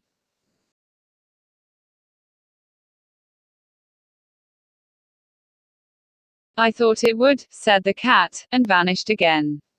Alice waited a little, half expecting to see it again, but it did not appear, and after a minute or two she walked on in the direction in which the March hare was said to live. I've seen hatters before, she said to herself, the March hare will be much the most interesting, and perhaps as this is May it won't be raving mad, at least not so mad as it was in March. As she said this, she looked up, and there was the cat again, sitting on a branch of a tree. Did you say pig, or fig? Said the cat. I said pig, replied Alice, and I wish you wouldn't keep appearing and vanishing so suddenly, you make one quite giddy. All right, said the cat, and this time it vanished quite slowly, beginning with the end of the tail, and ending with the grin, which remained some time after the rest of it had gone. Well, I've often seen a cat without a grin, thought Alice, but a grin without a cat. It's the most curious thing I ever saw in my life. She had not gone much farther before she came in sight of the house of the March Hare. She thought it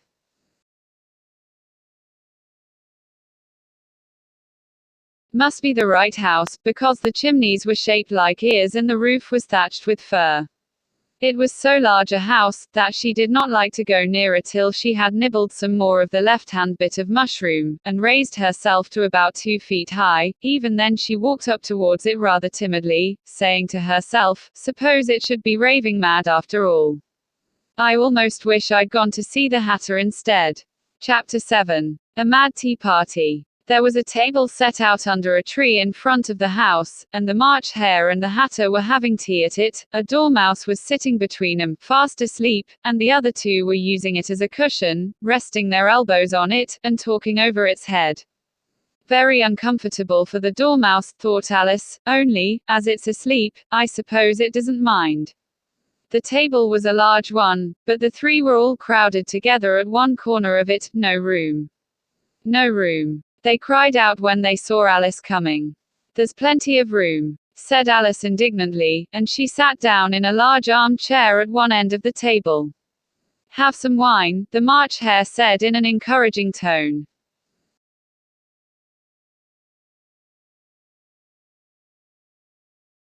Alice looked all round the table, but there was nothing on it but tea. I don't see any wine, she remarked. There isn't any, said the March Hare. Then it wasn't very civil of you to offer it, said Alice angrily. It wasn't very civil of you to sit down without being invited, said the March Hare. I didn't know it was your table, said Alice. It's laid for a great many more than 3. Your hair wants cutting, said the Hatter. He had been looking at Alice for some time with great curiosity, and this was his first speech. You should learn not to make personal remarks, Alice said with some severity. It's very rude. The Hatter opened his eyes very wide on hearing this, but all he said was, why is a raven like a writing desk? Come, we shall have some fun now, thought Alice. I'm glad they've begun asking riddles. I believe I can guess that, she added aloud. Do you mean that you think you can find out the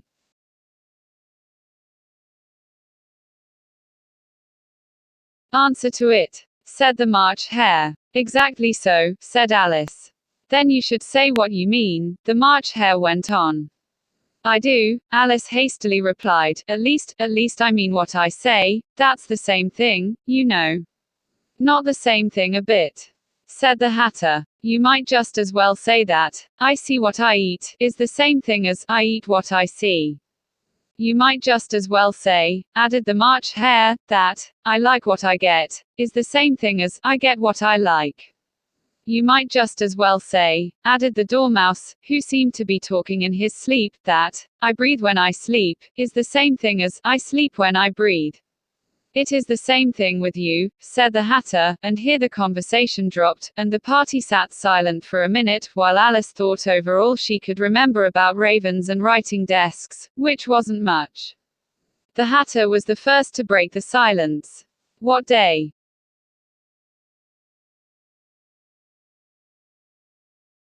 of the month is it? He said, turning to Alice. He had taken his watch out of his pocket, and was looking at it uneasily, shaking it every now and then, and holding it to his ear. Alice considered a little, and then said, the 4th. 2 days wrong, sighed the Hatter. I told you butter wouldn't suit the works, he added, looking angrily at the March Hare. It was the best butter, the March Hare meekly replied. Yes, but some crumbs must have got in as well, the Hatter grumbled. You shouldn't have put it in with the bread knife. The March Hare took the watch and looked at it gloomily, then he dipped it into his cup of tea, and looked at it again, but he could think of nothing better to say than his first remark. It was the best butter, you know. Alice had been looking over his shoulder with some curiosity. What a funny watch, she remarked. It tells the day of the month, and doesn't tell what o'clock it is. Why should it? Muttered the Hatter. Does your watch tell you what year it is?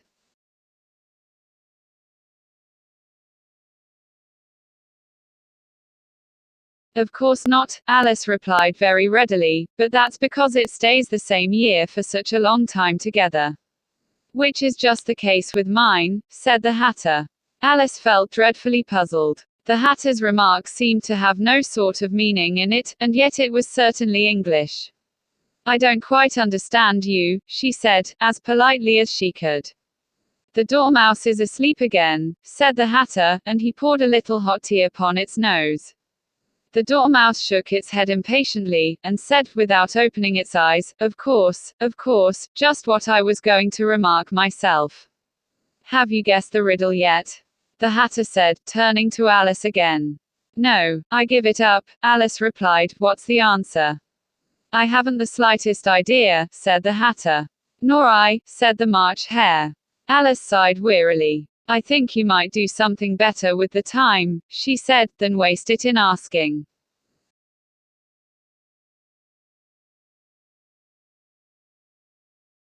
Riddles that have no answers.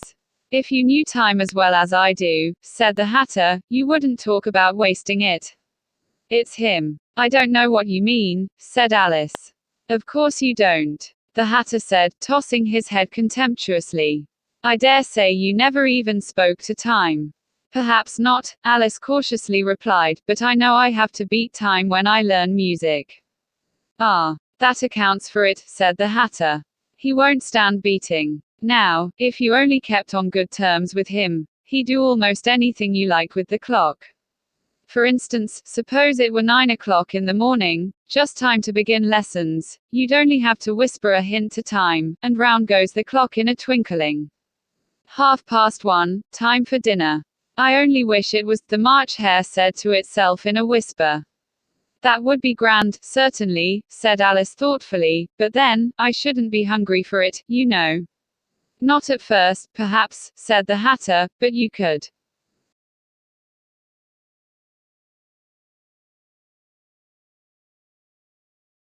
Keep it to 1:30 as long as you liked. Is that the way you manage? Alice asked. The Hatter shook his head mournfully. Not I, he replied. We quarreled last March just before he went mad, you know, pointing with his teaspoon at the March Hare. It was at the great concert given by the Queen of Hearts, and I had to sing. Twinkle, twinkle, little bat. How I wonder what you're at. You know the song, perhaps? I've heard something like it, said Alice. It goes on, you know, the Hatter continued, in this way. Up above the world you fly, like a tea tray in the sky. Twinkle, twinkle. Here the dormouse shook itself, and began singing in its sleep, twinkle, twinkle, twinkle, twinkle, and went on so long that they had to pinch it to make it stop. Well, I'd hardly finished the first verse, said the Hatter, when the Queen jumped up and bawled out, he's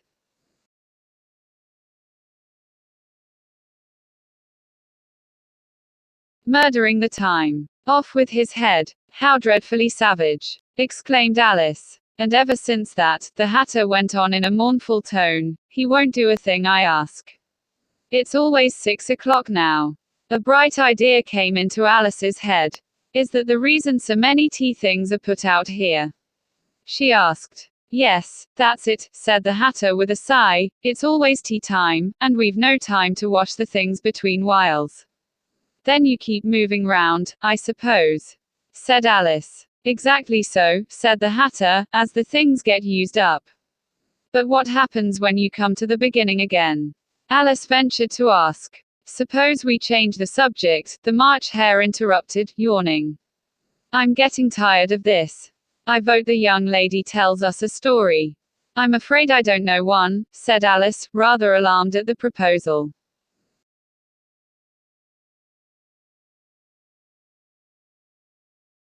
Then the dormouse shall. They both cried. Wake up, dormouse. And they pinched it on both sides at once. The dormouse slowly opened his eyes. I wasn't asleep, he said in a hoarse, feeble voice, I heard every word you fellows were saying.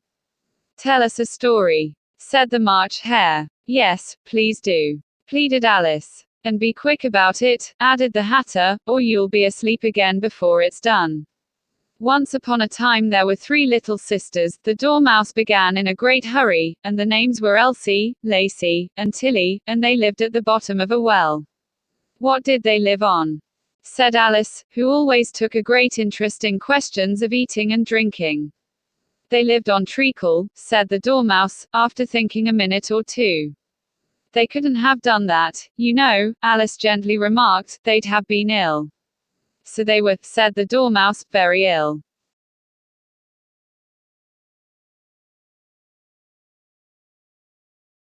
Alice tried to fancy to herself what such an extraordinary way of living would be like, but it puzzled her too much, so she went on, but why did they live at the bottom of a well? Take some more tea, the March Hare said to Alice, very earnestly. I've had nothing yet, Alice replied in an offended tone, so I can't take more. You mean you can't take less, said the Hatter, it's very easy to take more than nothing. Nobody asked your opinion, said Alice. Who's making personal remarks now? The Hatter asked triumphantly. Alice did not quite know what to say to this, so she helped herself to some tea and bread and butter, and then turned to the Dormouse, and repeated her question. Why did they live at the bottom of a well? The Dormouse again took a minute or two to think about it, and then said, it was a treacle well. There's no such thing. Alice was beginning very angrily, but the Hatter and the March Hare went, sage.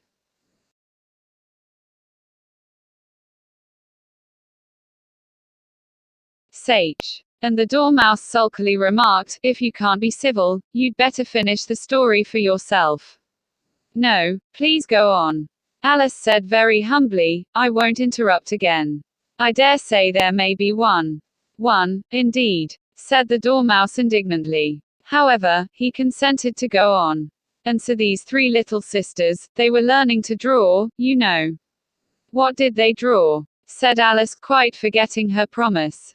Treacle, said the Dormouse, without considering at all this time. I want a clean cup, interrupted the Hatter, let's all move one place on. He moved on as he spoke, and the Dormouse followed him. The March Hare moved into the Dormouse's place, and Alice rather unwillingly took the place of the March Hare. The Hatter was the only one who got any advantage from the change, and Alice was a good deal worse off than before, as the March Hare had just upset the milk jug into his plate. Alice did not wish to offend the Dormouse again, so she began very cautiously, but I don't understand. Where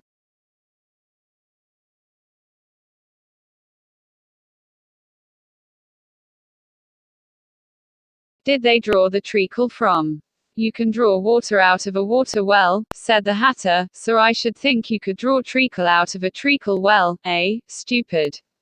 But they were in the well, Alice said to the Dormouse, not choosing to notice this last remark.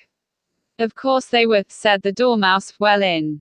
This answer so confused poor Alice, that she let the Dormouse go on for some time without interrupting it. They were learning to draw, the Dormouse went on, yawning and rubbing its eyes, for it was getting very sleepy, and they drew all manner of things, everything that begins with an M. Why with an M? Said Alice. Why not? Said the March Hare. Alice was silent. The Dormouse had closed its eyes by this time, and was going off into a doze, but, on being pinched by the Hatter, it woke up again with a little shriek, and went on, that begins with an M, such as mouse traps, and the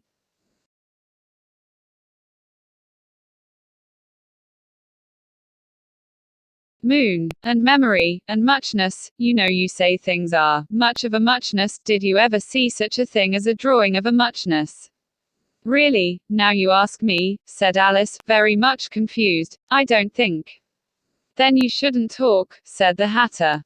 This piece of rudeness was more than Alice could bear, she got up in great disgust, and walked off. The Dormouse fell asleep instantly, and neither of the others took the least notice of her going, though she looked back once or twice, half hoping that they would call after her. The last time she saw them, they were trying to put the Dormouse into the teapot. At any rate I'll never go there again, said Alice as she picked her way through the wood. It's the stupidest tea party I ever was at in all my life. Just as she said this, she noticed that one of the trees had a door leading right into it. That's very curious, she thought. But everything's curious today. I think I may as well go in at once. And in she went. Once more she found herself in the long hall, and close to the little glass table. Now, I'll manage better this time, she said to herself, and began by taking the little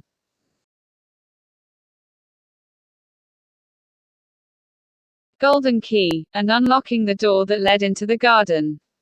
Then she went to work nibbling at the mushroom. She had kept a piece of it in her pocket, till she was about a foot high. Then she walked down the little passage, and then, she found herself at last in the beautiful garden, among the bright flower beds and the cool fountains. Chapter 8. The Queen's Croquet Ground. A large rose tree stood near the entrance of the garden. The roses growing on it were white, but there were 3 gardeners at it, busily painting them red. Alice thought this a very curious thing, and she went nearer to watch them, and just as she came up to them she heard one of them say, "Look out now, 5. Don't go splashing paint over me like that." "I couldn't help it," said 5, in a sulky tone. 7 jogged my elbow. On which 7 looked up and said, "That's right, 5. Always lay the blame on others." "You'd better not talk," said 5. "I heard the Queen say only yesterday you deserved to be beheaded." "What for?" said the one who had spoken first.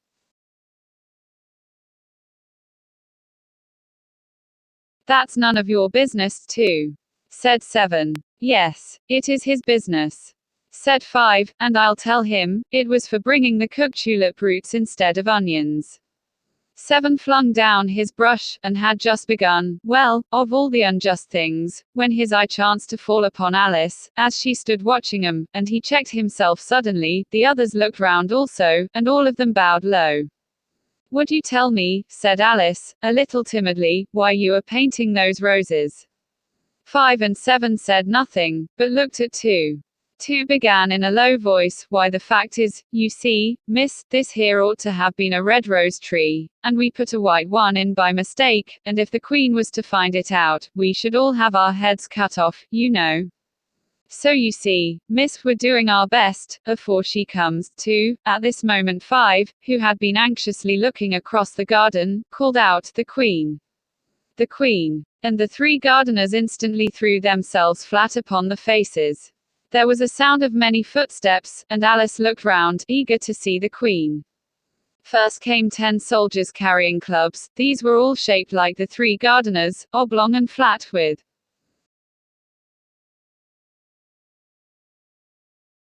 their hands and feet at the corners. Next the 10 courtiers. These were ornamented all over with diamonds, and walked 2 and 2, as the soldiers did. After these came the royal children. There were 10 of them, and the little dears came jumping merrily along hand in hand, in couples. They were all ornamented with hearts. Next came the guests, mostly kings and queens, and among them Alice recognized the white rabbit. It was talking in a hurried, nervous manner, smiling at everything that was said, and went by without noticing her. Then followed the Knave of Hearts, carrying the king's crown on a crimson velvet cushion, and, last of all this grand procession, came the King and Queen of Hearts. Alice was rather doubtful whether she ought not to lie down on her face like the 3 gardeners, but she could not remember ever having heard of such a rule at processions, and besides, what would be the use of a procession, thought she, if people had all to lie down upon the faces, so that they couldn't see it. So she stood still where she was, and waited. When the procession came opposite to Alice, they all stopped and looked at her, and the Queen said severely, "Who is this?" She said it to the Knave of Hearts, who only bowed and smiled in reply. "Idiot," said the Queen, tossing her head impatiently.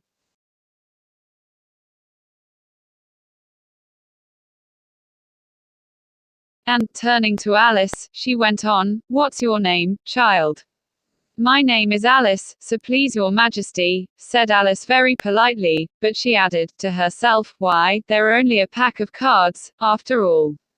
I needn't be afraid of them." "And who are these?" said the Queen, pointing to the 3 gardeners who were lying round the rose tree. For, you see, as they were lying on the faces, and the pattern on the backs was the same as the rest of the pack, she could not tell whether they were gardeners, or soldiers, or courtiers, or 3 of her own children. "How should I know?" said Alice, surprised at her own courage. "It's no business of mine." The queen turned crimson with fury, and, after glaring at her for a moment like a wild beast, screamed, "Off with her head! Off!" "Nonsense," said Alice, very loudly and decidedly, and the queen was silent. The king laid his hand upon her arm, and timidly said, "Consider, my dear, she is only a child." The queen turned angrily away from him, and said to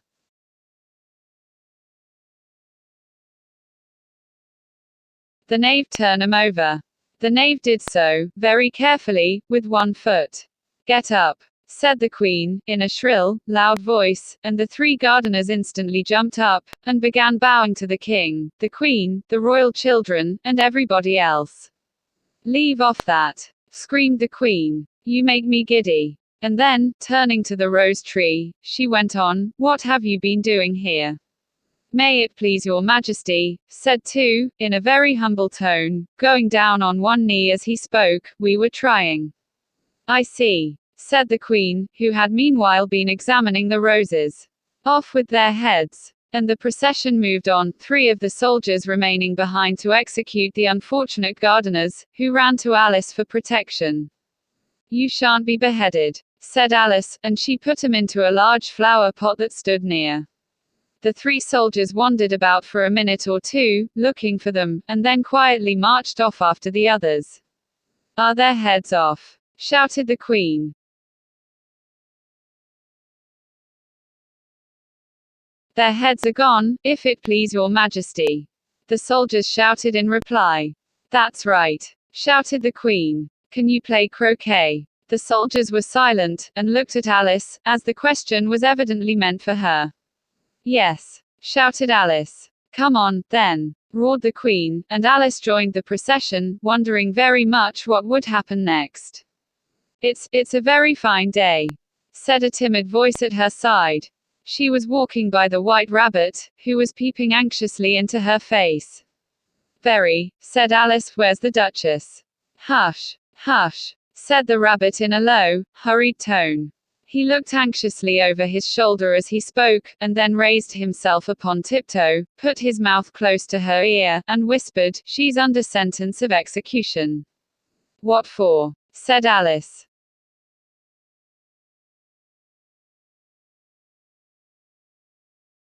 "Did you say, 'What a pity'?" the rabbit asked. "No, I didn't," said Alice. "I don't think it's at all a pity. I said, 'What for?'"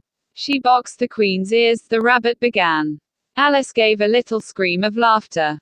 "Oh, hush," the rabbit whispered in a frightened tone. "The queen will hear you.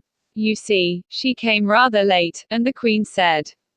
"Get to your places," shouted the queen in a voice of thunder, and people began running about in all directions, tumbling up against each other. However, they got settled down in a minute or two, and the game began. Alice thought she had never seen such a curious croquet ground in her life. It was all ridges and furrows, the balls were live hedgehogs, the mallets live flamingos, and the soldiers had to double themselves up and to stand on their hands and feet, to make the arches. The chief difficulty Alice found at first was in managing her flamingo. She succeeded in getting its body tucked away, comfortably enough, under her arm, with its legs hanging down. But generally, just as she had got its neck nicely straightened out, and was going to give the hedgehog a blow with its head, it would twist itself round and look up in her face with such a puzzled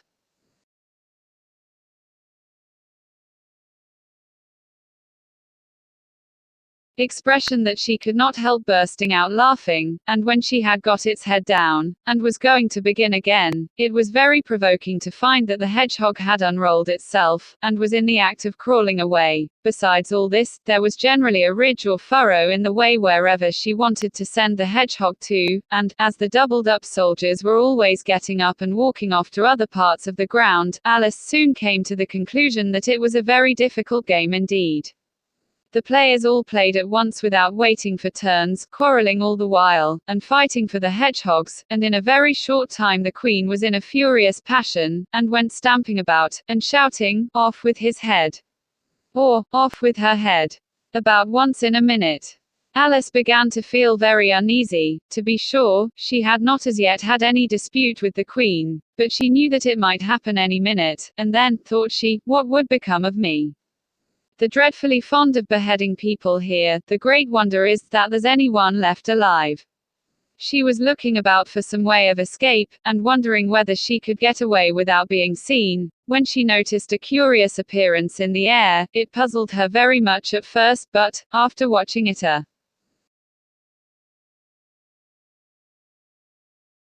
minute or two, she made it out to be a grin, and she said to herself, "It's the Cheshire Cat, now I shall have somebody to talk to."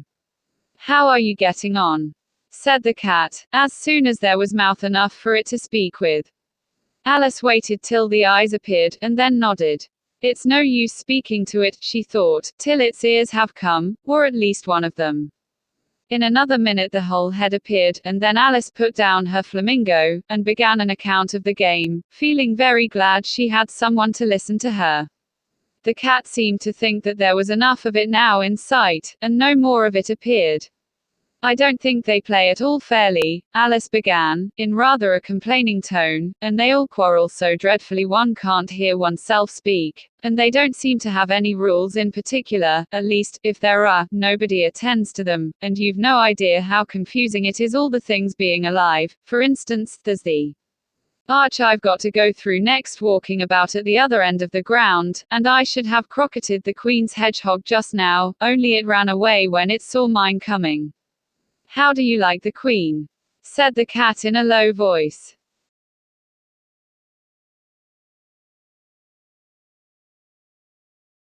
"Not at all," said Alice, "she's so extremely." Just then she noticed that the Queen was close behind her, listening, so she went on, "Likely to win, that it's hardly worthwhile finishing the game." The Queen smiled and passed on.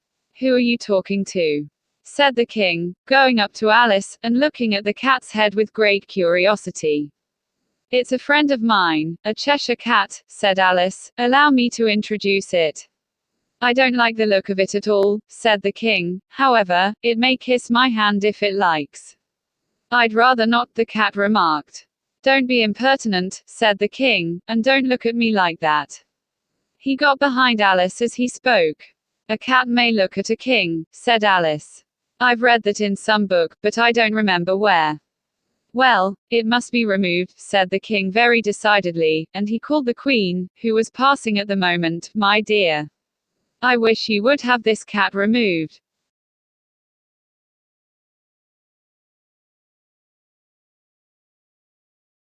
The Queen had only one way of settling all difficulties, great or small.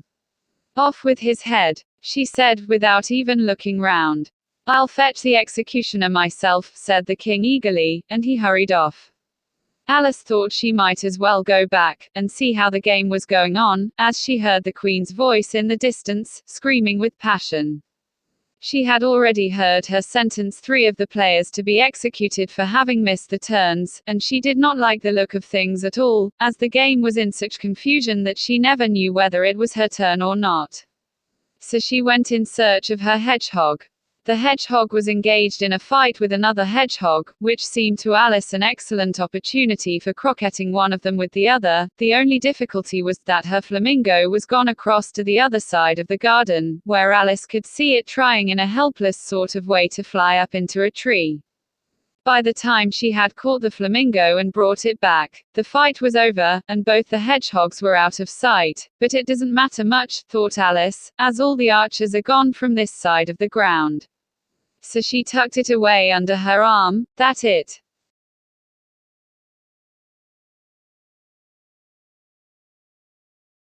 might not escape again, and went back for a little more conversation with her friend. When she got back to the Cheshire Cat, she was surprised to find quite a large crowd collected round it. There was a dispute going on between the executioner, the king, and the Queen, who were all talking at once, while all the rest were quite silent, and looked very uncomfortable. The moment Alice appeared, she was appealed to by all 3 to settle the question, and they repeated their arguments to her, though, as they all spoke at once, she found it very hard indeed to make out exactly what they said. The executioner's argument was that you couldn't cut off a head unless there was a body to cut it off from, that he had never had to do such a thing before, and he wasn't going to begin at his time of life. The king's argument was that anything that had a head could be beheaded, and that you weren't to talk nonsense. The queen's argument was that if something wasn't done about it in less than no time, she'd have everybody executed, all round. It was this last remark that had made the whole party look so grave and anxious.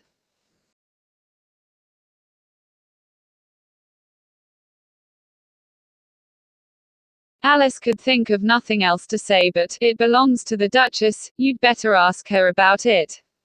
"She's in prison," the Queen said to the executioner, "fetch her here." And the executioner went off like an arrow.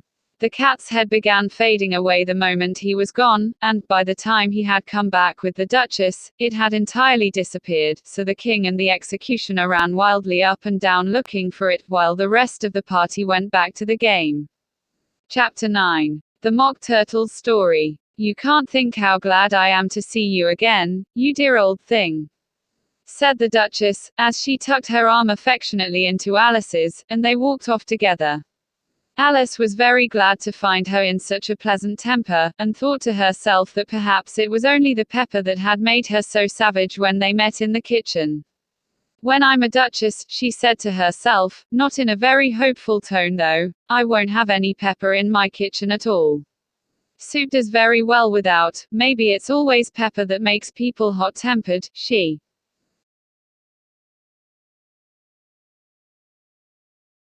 went on, very much pleased at having found out a new kind of rule, and vinegar that makes them sour, and chamomile that makes them bitter, and barley sugar and such things that make children sweet-tempered. "I only wish people knew that, then they wouldn't be so stingy about it, you know." She had quite forgotten the Duchess by this time, and was a little startled when she heard her voice close to her ear. "You're thinking about something, my dear, and that makes you forget to talk. I can't tell you just now what the moral of that is, but I shall remember it in a bit." "Perhaps it hasn't one," Alice ventured to remark. "Tut, tut, child," said the Duchess. "Everything's got a moral, if only you can find it." And she squeezed herself up closer to Alice's side as she spoke. Alice did not much like keeping so close to her, first, because the Duchess was very ugly, and secondly, because she was exactly the right height to rest her chin upon Alice's shoulder, and it was an uncomfortably sharp chin. However, she did not like to be rude, so she bore it as well as she could. "The game's going on rather better now," she said, by way of keeping up the conversation a little.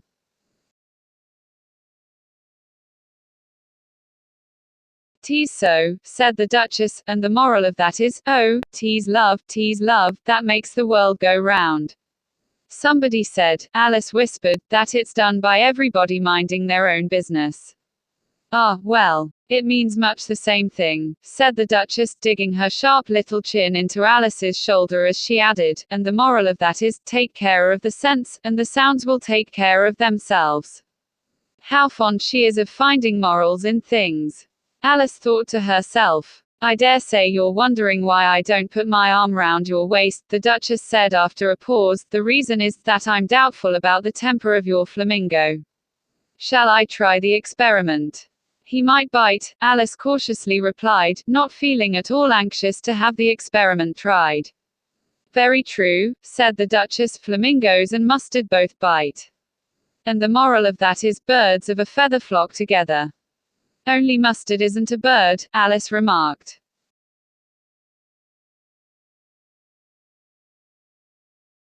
"Right, as usual," said the Duchess. "What a clear way you have of putting things."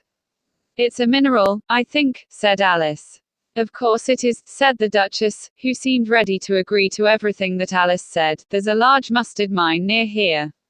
And the moral of that is, the more there is of mine, the less there is of yours." "Oh, I know," exclaimed Alice, who had not attended to this last remark. "It's a vegetable. It doesn't look like one, but it is." "I quite agree with you," said the Duchess, "and the moral of that is, be what you would seem to be, or if you'd like it put more simply, never imagine yourself not to be otherwise than what it might appear to others that what you were or might have been was not otherwise than what you had been would have appeared to them to be otherwise." "I think I should understand that better," Alice said very politely, "if I had it written down, but I can't quite follow it as you say it. That's nothing to what I could say if I chose, the Duchess replied, in a pleased tone.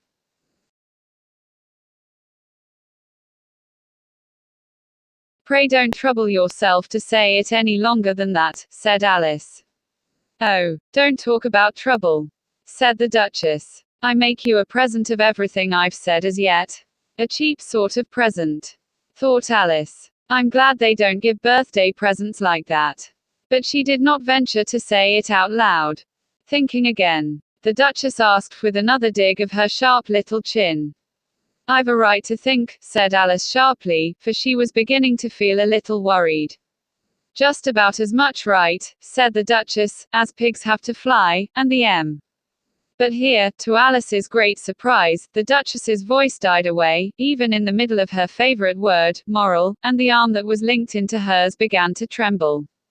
Alice looked up, and there stood the Queen in front of them, with her arms folded, frowning like a thunderstorm. A fine day, Your Majesty, the Duchess began in a low, weak voice.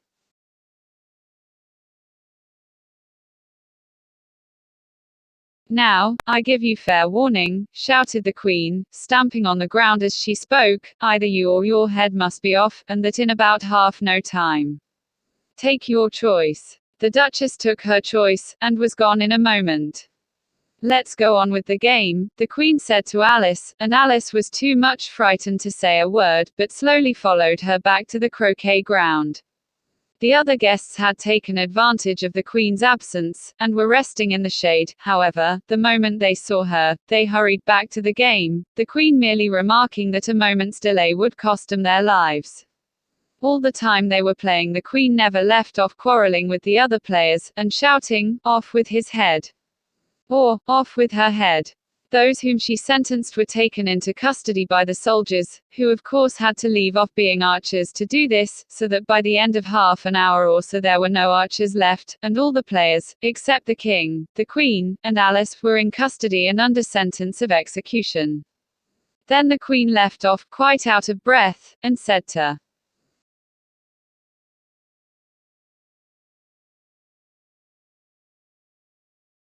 Alice, "Have you seen the Mock Turtle yet?"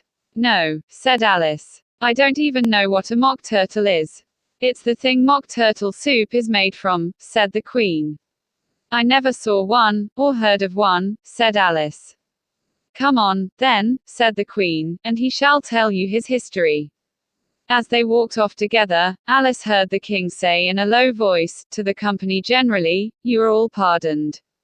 "Come, that's a good thing," she said to herself, for she had felt quite unhappy at the number of executions the Queen had ordered. They very soon came upon a griffin, lying fast asleep in the sun. If you don't know what a griffin is, look at the picture. "Up, lazy thing," said the Queen, "and take this young lady to see the Mock Turtle, and to hear his history. I must go back and see after some executions I have ordered," and she walked off, leaving Alice alone with the griffin. Alice did not quite like the look of the creature, but on the whole she thought it would be quite as safe to stay with it as to go after that savage Queen, so she waited.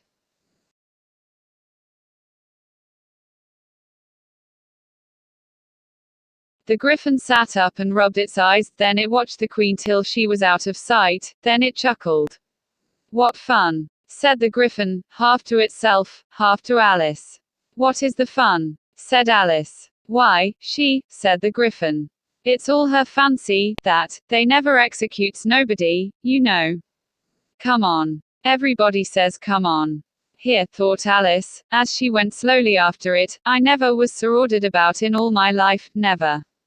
They had not gone far before they saw the Mock Turtle in the distance, sitting sad and lonely on a little ledge of rock, and, as they came nearer, Alice could hear him sighing as if his heart would break. She pitied him deeply. "What is his sorrow?" she asked the griffin, and the griffin answered, very nearly in the same words as before, "It's all his fancy, that, he hasn't got no sorrow, you know. Come on." So they went up to the Mock Turtle, who looked at him with large eyes full of tears, but said nothing. "This here young lady," said the griffin, "she wants for to know your history, she do."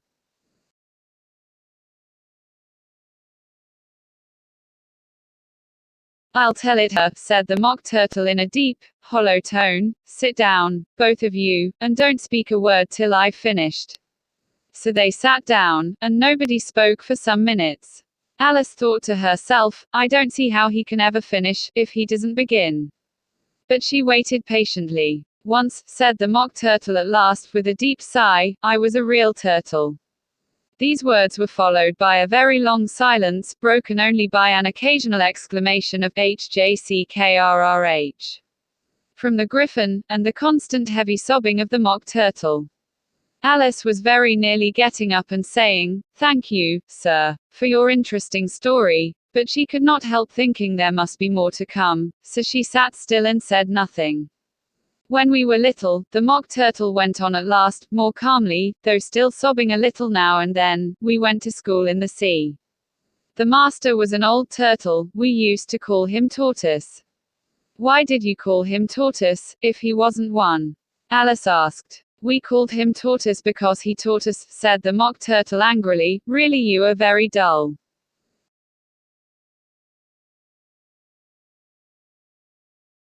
You ought to be ashamed of yourself for asking such a simple question, added the Griffin, and then they both sat silent and looked at poor Alice, who felt ready to sink into the earth. At last the Griffin said to the Mock Turtle, Drive on, old fellow. Don't be all day about it. And he went on in these words. Yes, we went to school in the sea, though you mayn't believe it. I never said I didn't. Interrupted Alice. You did, said the Mock Turtle. Hold your tongue, added the Griffin, before Alice could speak again. The Mock Turtle went on. We had the best of educations, in fact, we went to school every day. I've been to a day school, too, said Alice. You needn't be so proud as all that. With extras? Asked the Mock Turtle a little anxiously. Yes, said Alice, we learned French and music. And washing, said the Mock Turtle.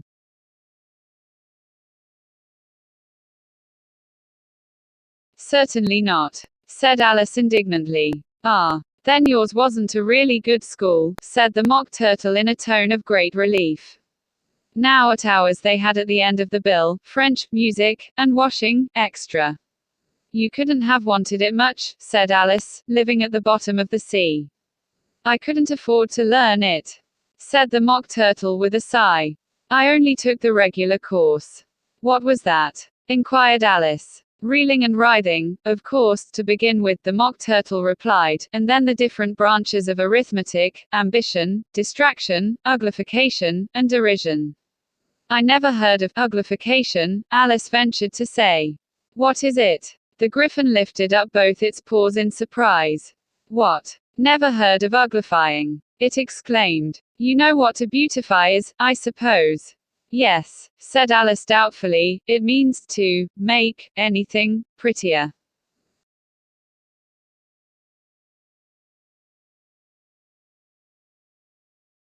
Well, then, the Griffin went on, if you don't know what to uglify is, you are a simpleton. Alice did not feel encouraged to ask any more questions about it, so she turned to the Mock Turtle, and said, what else had you to learn? Well, there was mystery, the Mock Turtle replied, counting off the subjects on his flappers, mystery, ancient and modern, with seaography, then drawling. The drawling master was an old conger eel, that used to come once a week. He taught us drawling, stretching, and fainting in coils. What was that like? Said Alice. Well, I can't show it you myself, the Mock Turtle said, I'm too stiff. And the Griffin never learnt it. Hadn't time, said the Griffin, I went to the classics master, though. He was an old crab, he was. I never went to him, the Mock Turtle said with a sigh. He taught laughing and grief, they used to say. So he did, said the Griffin, sighing in his turn, and both creatures hid the faces in the paws. And how many hours a day did you do lessons?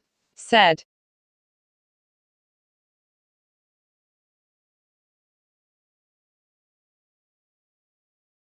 Alice, in a hurry to change the subject. 10 hours the first day, said the Mock Turtle, 9 the next, and so on. What a curious plan, exclaimed Alice. That's the reason they're called lessons, the Griffin remarked, because they lesson from day to day. This was quite a new idea to Alice, and she thought it over a little before she made her next remark. Then the 11th day must have been a holiday. Of course it was, said the Mock Turtle. And how did you manage on the 12th? Alice went on eagerly. That's enough about lessons, the Gryphon interrupted in a very decided tone. Tell her something about the games now. Chapter 10. The Lobster Quadrille. The Mock Turtle sighed deeply, and drew the back of one flapper across his eyes. He looked at Alice, and tried to speak, but for a minute or two sobs choked his voice. Same as if he had a bone in his throat, said the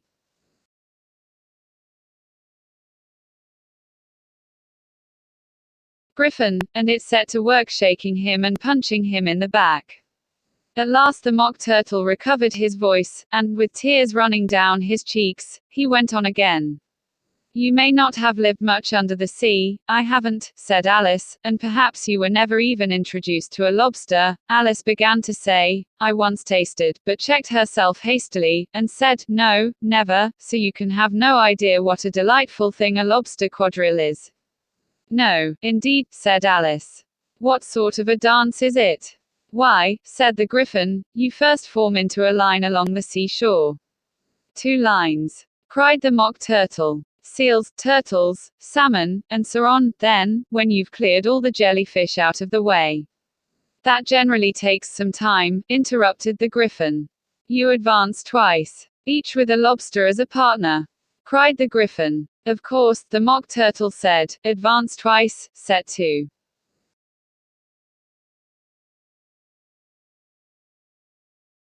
Partners. Change lobsters, and retire in same order, continued the Gryphon. Then, you know, the Mock Turtle went on, you throw the lobsters, shouted the Gryphon, with a bound into the air. As far out to sea as you can. Swim after them, screamed the Gryphon. Turn a somersault in the sea, cried the Mock Turtle, capering wildly about.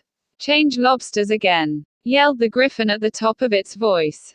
Back to land again, and that's all the first figure, said the Mock Turtle, suddenly dropping his voice, and the 2 creatures, who had been jumping about like mad things all this time, sat down again very sadly and quietly, and looked at Alice. It must be a very pretty dance, said Alice timidly.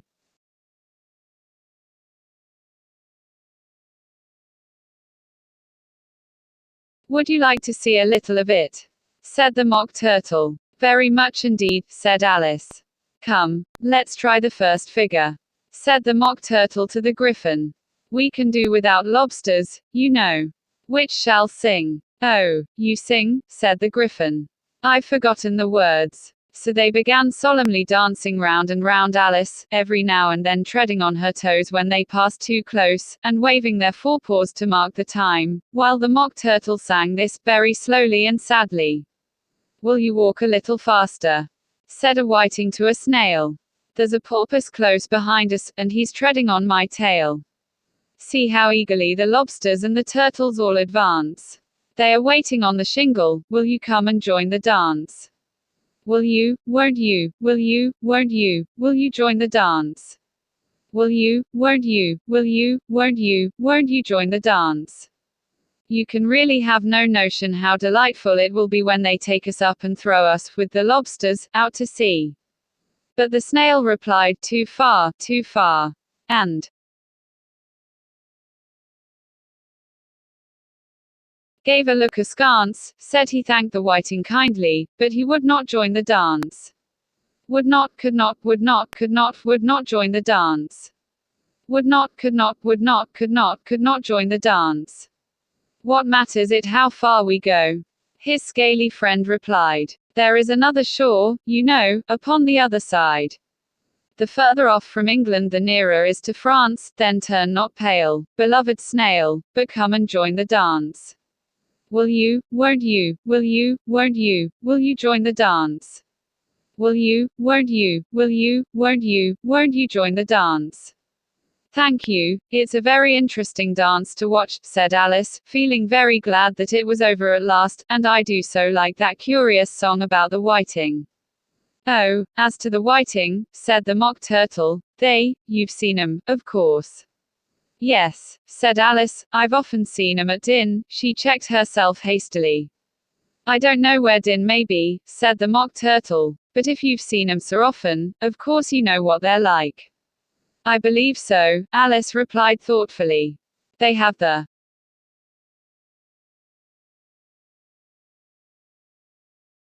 tails in their mouths, and they're all over crumbs. You're wrong about the crumbs, said the Mock Turtle. Crumbs would all wash off in the sea. But they have the tails in their mouths, and the reason is, here the Mock Turtle yawned and shut his eyes. Tell her about the reason and all that, he said to the Griffin. The reason is, said the Griffin, that they would go with the lobsters to the dance. So they got thrown out to sea. So they had to fall a long way. So they got the tails fast in their mouths. So they couldn't get 'em out again.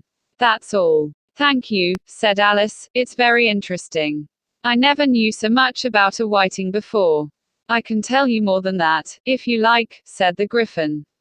Do you know why it's called a whiting? I never thought about it, said Alice. Why? It does the boots and shoes, the Griffin replied very solemnly. Alice was thoroughly puzzled. Does the boots and shoes? She repeated in a wondering tone. Why, what are your shoes done with? Said the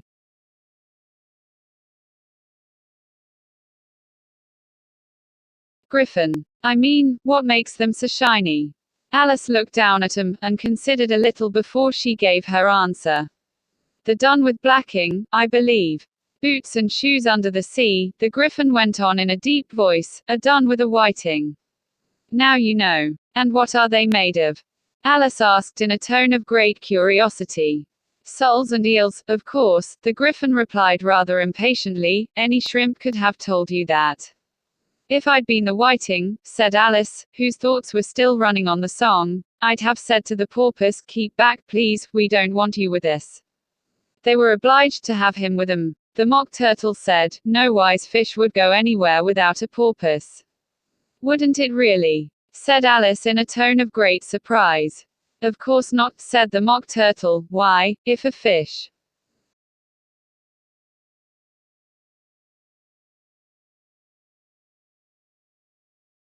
came to me, and told me he was going a journey, I should say, with what purpose? Don't you mean, purpose? Said Alice. I mean what I say, the Mock Turtle replied in an offended tone. And the Griffin added, come, let's hear some of your adventures. I could tell you my adventures, beginning from this morning, said Alice a little timidly, but it's no use going back to yesterday, because I was a different person then. Explain all that, said the Mock Turtle. No, no. The adventures first, said the Griffin in an impatient tone. Explanations take such a dreadful time. So Alice began telling him her adventures from the time when she first saw the White Rabbit.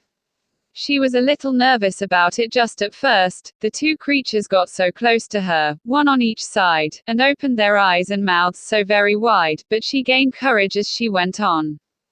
Her listeners were perfectly quiet till she got to the part about her repeating, you are old, Father William, to the caterpillar, and the words all coming different, and then the Mock Turtle drew a long breath.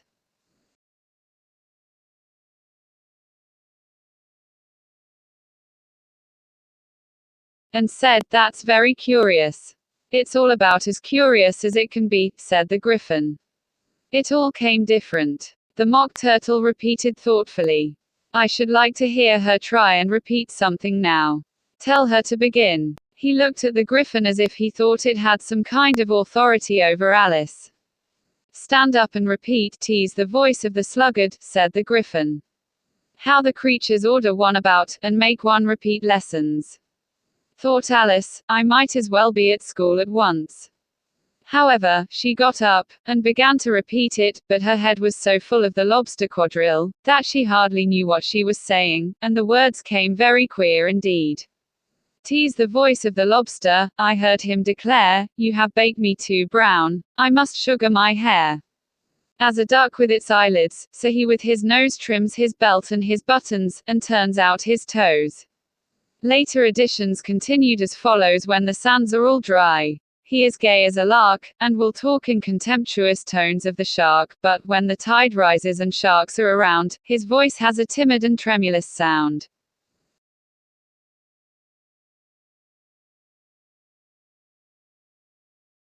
That's different from what I used to say when I was a child, said the Griffin.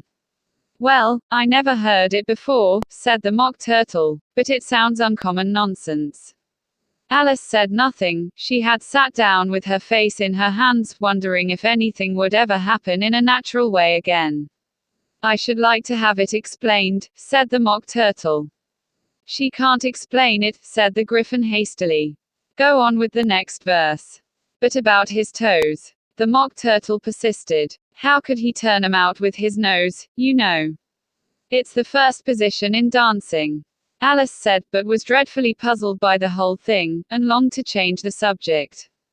Go on with the next verse, the Griffin repeated impatiently. It begins, I passed by his garden. Alice did not dare to disobey, though she felt sure it would all come wrong, and she went on in a trembling voice.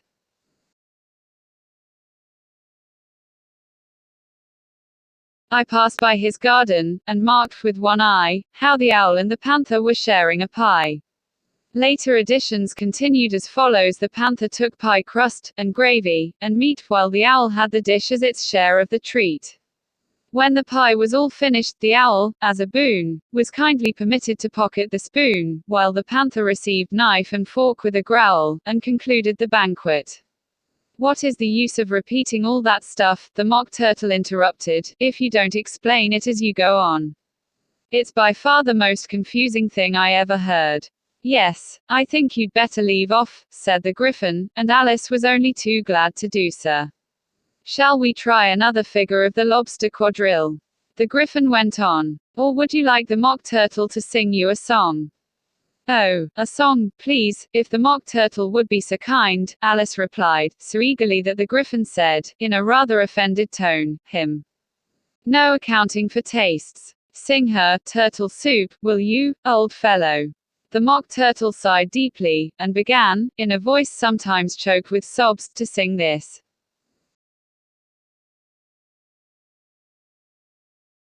Beautiful soup, so rich and green, waiting in a hot tureen. Who for such dainties would not stoop? Soup of the evening, beautiful soup. Soup of the evening, beautiful soup. Bo, beautiful sou, oop. Bo, beautiful sou, oop. Sou, oop of the evening, beautiful, beautiful soup.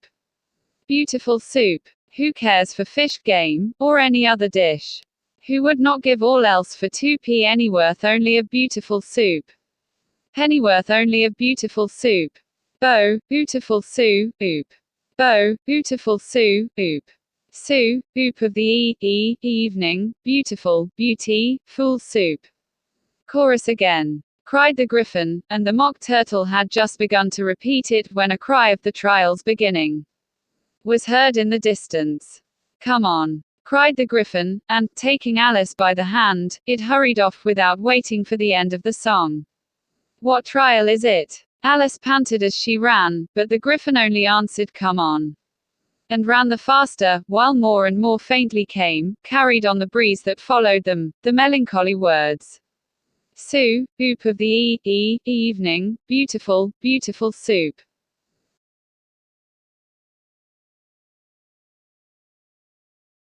Chapter 11. Who stole the tarts? The King and Queen of Hearts were seated on the throne when they arrived, with a great crowd assembled about them, all sorts of little birds and beasts, as well as the whole pack of cards. The knave was standing before them, in chains, with a soldier on each side to guard him, and near the king was the White Rabbit, with a trumpet in one hand, and a scroll of parchment in the other. In the very middle of the court was a table, with a large dish of tarts upon it. They looked so good, that it made Alice quite hungry to look at 'em. I wish they'd get the trial done, she thought, and hand round the refreshments.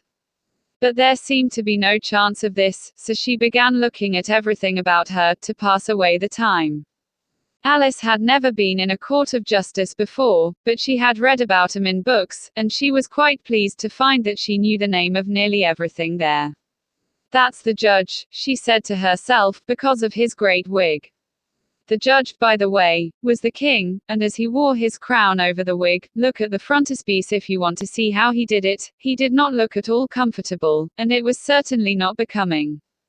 And that's the jury box, thought Alice, and those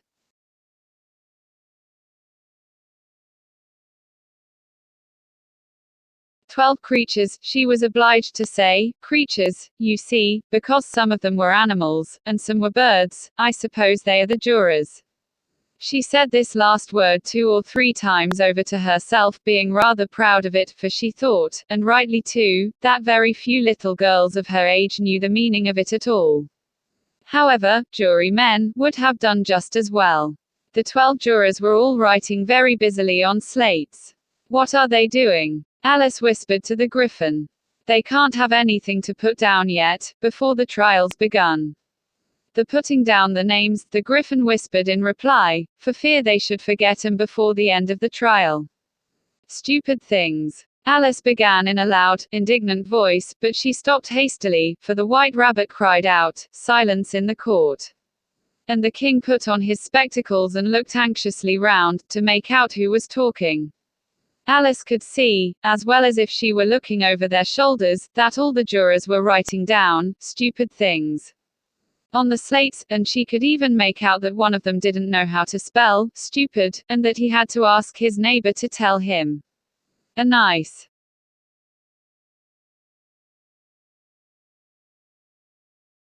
muddle the slates'll be in before the trial's over, thought Alice. One of the jurors had a pencil that squeaked. This, of course, Alice could not stand, and she went round the court and got behind him, and very soon found an opportunity of taking it away. She did it so quickly that the poor little juror, it was Bill, the lizard, could not make out at all what had become of it, so, after hunting all about for it, he was obliged to write with one finger for the rest of the day, and this was of very little use, as it left no mark on the slate. "Herald, read the accusation," said the king. On this the White Rabbit blew 3 blasts on the trumpet, and then unrolled the parchment scroll, and read as follows. "The Queen of Hearts, she made some tarts, all on a summer day, the Knave of Hearts, he stole those tarts, and took them quite away.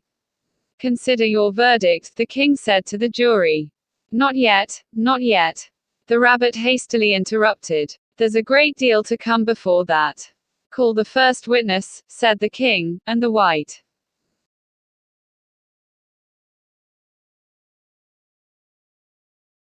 Rabbit blew 3 blasts on the trumpet, and called out, "First witness." The first witness was the Hatter. He came in with a teacup in one hand and a piece of bread and butter in the other. "I beg pardon, your Majesty," he began, "for bringing these in, but I hadn't quite finished my tea when I was sent for." "You ought to have finished," said the king. "When did you begin?" The Hatter looked at the March Hare, who had followed him into the court, arm in arm with the Dormouse. 14th of March, I think it was, he said. 15th, said the March Hare. 16th, added the Dormouse. "Write that down," the king said to the jury, and the jury eagerly wrote down all 3 dates on the slates, and then added them up, and reduced the answer to shillings and pence. "Take off your hat," the king said to the Hatter. "It isn't mine," said the Hatter.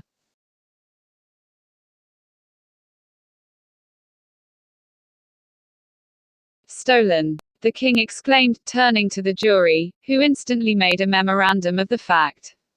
"I keep them to sell," the Hatter added as an explanation, "I've none of my own. I'm a Hatter." Here the Queen put on her spectacles, and began staring at the Hatter, who turned pale and fidgeted. "Give your evidence," said the king, "and don't be nervous, or I'll have you executed on the spot."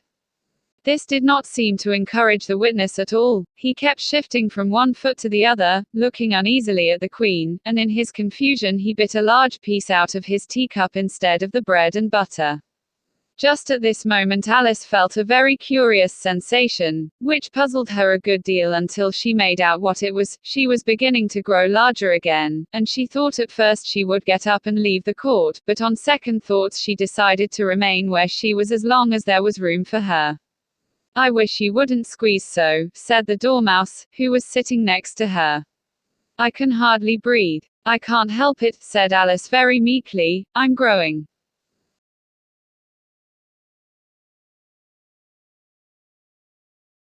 You've no right to grow here, said the Dormouse. Don't talk nonsense, said Alice more boldly, you know you're growing too. Yes, but I grow at a reasonable pace, said the Dormouse, not in that ridiculous fashion. And he got up very sulkily and crossed over to the other side of the court. All this time the Queen had never left off staring at the Hatter, and, just as the Dormouse crossed the court, she said to one of the officers of the court, bring me the list of the singers in the last concert.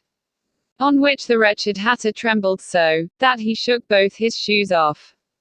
Give your evidence, the King repeated angrily, or I'll have you executed, whether you're nervous or not. I'm a poor man, Your Majesty, the Hatter began, in a trembling voice, and I hadn't begun my tea, not above a week or so, and what with the bread and butter getting so thin, and the twinkling of the tea. The twinkling of the what? Said the King. It began with the tea, the Hatter replied.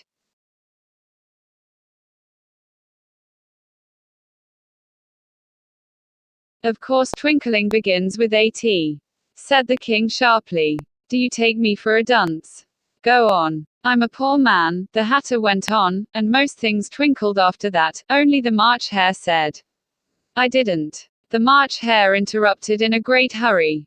You did, said the Hatter. I deny it, said the March Hare. He denies it, said the King, leave out that part.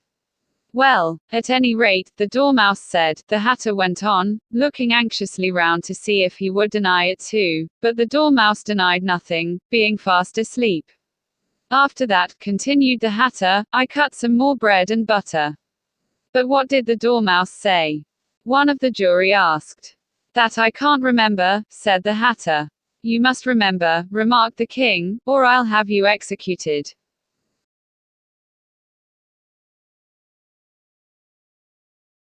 The miserable Hatter dropped his teacup and bread and butter, and went down on one knee.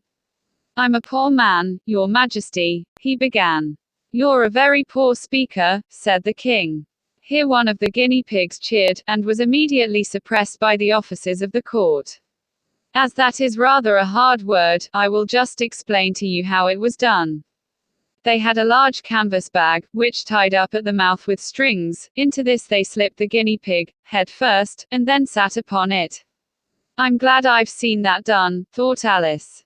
I've so often read in the newspapers, at the end of trials, there was some attempts at applause, which was immediately suppressed by the officers of the court, and I never understood what it meant till now.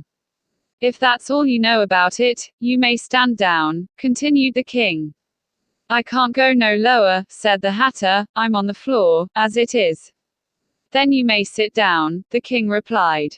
Here the other guinea pig cheered, and was suppressed.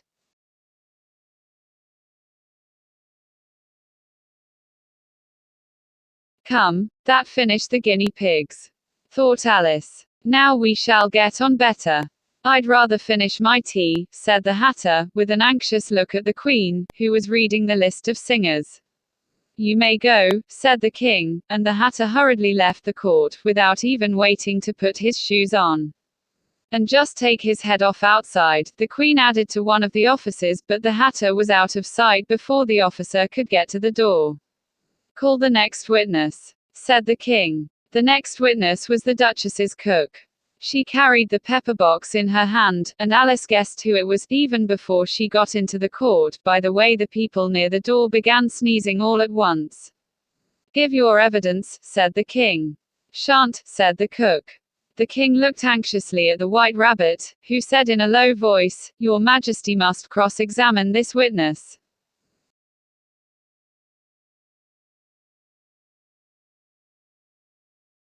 Well, if I must, the King said, with a melancholy air, and, after folding his arms and frowning at the cook till his eyes were nearly out of sight, he said in a deep voice, What are tarts made of?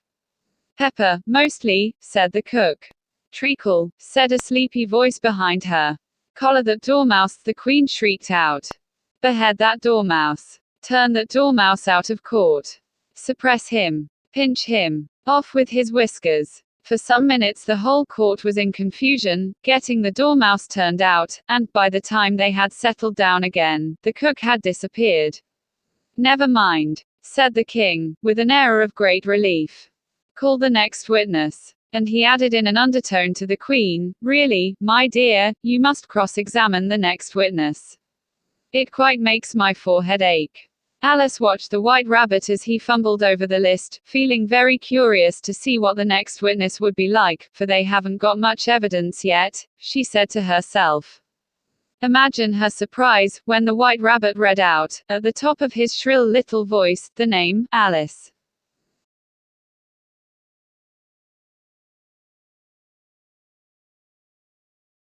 Chapter 12. Alice's Evidence. "Here!" cried Alice, quite forgetting in the flurry of the moment how large she had grown in the last few minutes, and she jumped up in such a hurry that she tipped over the jury box with the edge of her skirt, upsetting all the jurymen onto the heads of the crowd below, and there they lay sprawling about, reminding her very much of a globe of goldfish she had accidentally upset the week before.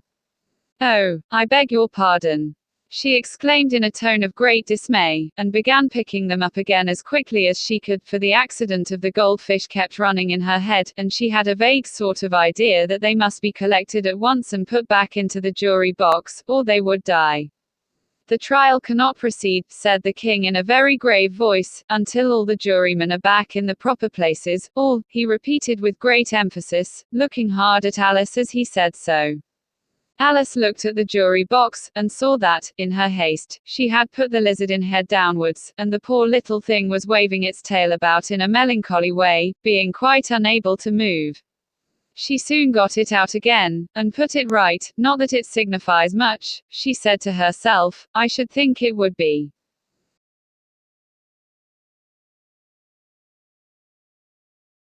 quite as much use in the trial one way up as the other." As soon as the jury had a little recovered from the shock of being upset, and the slates and pencils had been found and handed back to them, they set to work very diligently to write out a history of the accident, all except the lizard, who seemed too much overcome to do anything but sit with its mouth open, gazing up into the roof of the court. "What do you know about this business?"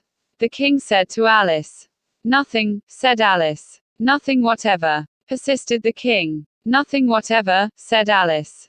"That's very important," the king said, turning to the jury. They were just beginning to write this down on the slates, when the White Rabbit interrupted. "Unimportant, your majesty means, of course," he said in a very respectful tone, but frowning and making faces at him as he spoke.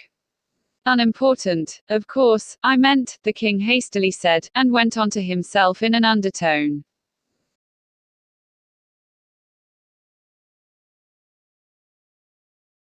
"Important, unimportant, unimportant, important," as if he were trying which word sounded best. Some of the jury wrote it down, important, and some, unimportant. Alice could see this, as she was near enough to look over the slate, but it doesn't matter a bit, she thought to herself. At this moment the king, who had been for some time busily writing in his notebook, cackled out, "Silence," and read out from his book, Rule 42. "All persons more than a mile high to leave the court." Everybody looked at Alice. "I'm not a mile high," said Alice. "You are," said the king. "Nearly 2 miles high," added the queen. "Well, I shan't go, at any rate," said Alice. "Besides, that's not a regular rule, you invented it just now." "It's the oldest rule in the book," said the king. "Then it ought to be number 1, said Alice. The king turned pale, and shut his notebook hastily.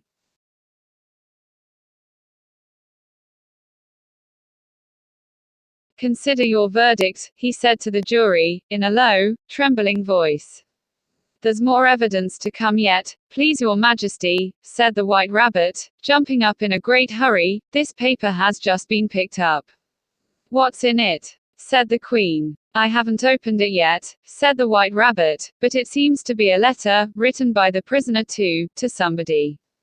"It must have been that," said the king, "unless it was written to nobody, which isn't usual, you know." "Who is it directed to?" said one of the jurymen. "It isn't directed at all," said the White Rabbit. "In fact, there's nothing written on the outside. He unfolded the paper as he spoke, and added, "It isn't a letter, after all, it's a set of verses." "Are they in the prisoner's handwriting?" asked another of the jurymen. "No, they're not," said the White Rabbit, "and that's the queerest thing about it." The jury all looked puzzled.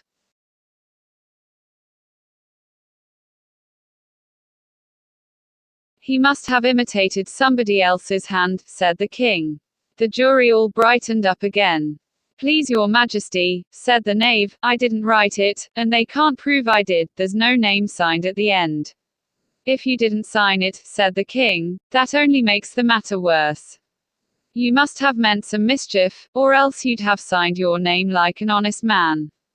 There was a general clapping of hands at this. It was the first really clever thing the king had said that day. "That proves his guilt," said the queen. "It proves nothing of the sort," said Alice. "Why, you don't even know what they're about." "Read them," said the king. The White Rabbit put on his spectacles. "Where shall I begin, please your majesty?"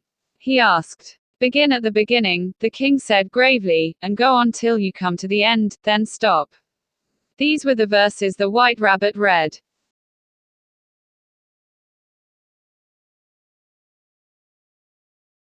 "They told me you had been to her, and mentioned me to him. She gave me a good character, but said I could not swim. He sent 'em word I had not gone. We know it to be true. If she should push the matter on, what would become of you? I gave her 1, they gave him 2, you gave us 3 or more, they all returned from him to you, though they were mine before. If I or she should chance to be involved in this affair, he trusts to you to set 'em free, exactly as we were. My notion was that you had been, before she had this fit, an obstacle that came between him, and ourselves, and it. Don't let him know she liked him best, for this must ever be a secret, kept from all the rest, between yourself and me. That's the most important piece of evidence we've heard yet," said the king, rubbing his hands, "so now let the jury. If any one of them can explain it," said Alice. She had grown so large in the last few minutes that she wasn't a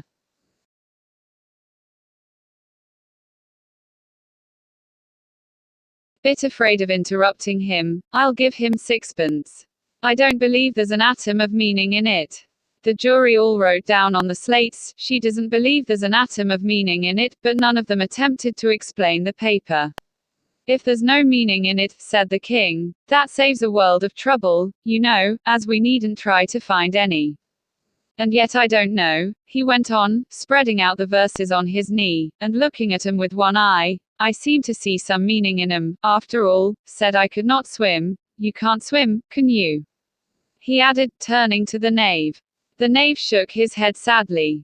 "Do I look like it?" he said. Which he certainly did not, being made entirely of cardboard. "All right, so far," said the king, and he went on muttering over the verses to himself, "We know it to be true, that's the jury. Of course, I gave her 1, they gave him 2, why, that must be what he did with the tarts, you know. But, it goes on, they all returned from him to you," said Alice. "Why, there they are," said the king triumphantly, pointing to the tarts on the table. "Nothing can be clearer than that. Then again, before she had this fit, you never had fits, my dear, I think," he said to the queen. "Never," said the queen furiously, throwing an inkstand at the lizard as she spoke. The unfortunate little Bill had left off writing on his slate with one finger, as he found it made no mark, but he now hastily began again, using the ink that was trickling down his face, as long as it lasted. "Then the words don't fit you," said the king, looking round the court with a smile. There was a dead silence. "It's a pun," the king added in an offended tone, and everybody laughed. "Let the jury consider their verdict," the king said, for about the 20th time that day. "No, no," said the queen. "Sentence first, verdict afterwards." "Stuff and nonsense," said Alice loudly. "The idea of having the sentence first." "Hold your tongue," said the queen, turning purple. "I won't," said Alice.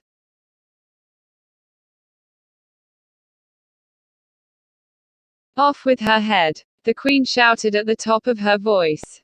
Nobody moved. Who cares for you? Said Alice. She had grown to her full size by this time. You're nothing but a pack of cards.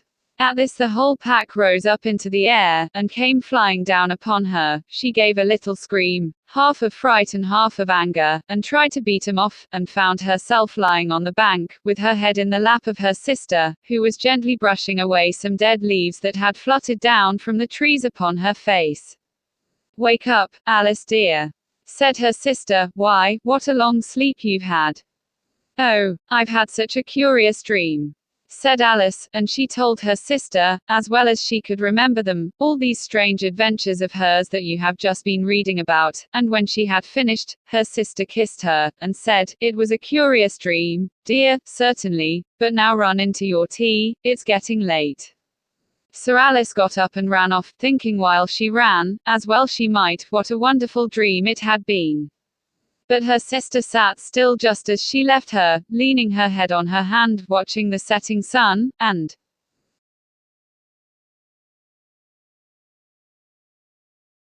thinking of little Alice and all her wonderful adventures, till she too began dreaming after a fashion, and this was her dream.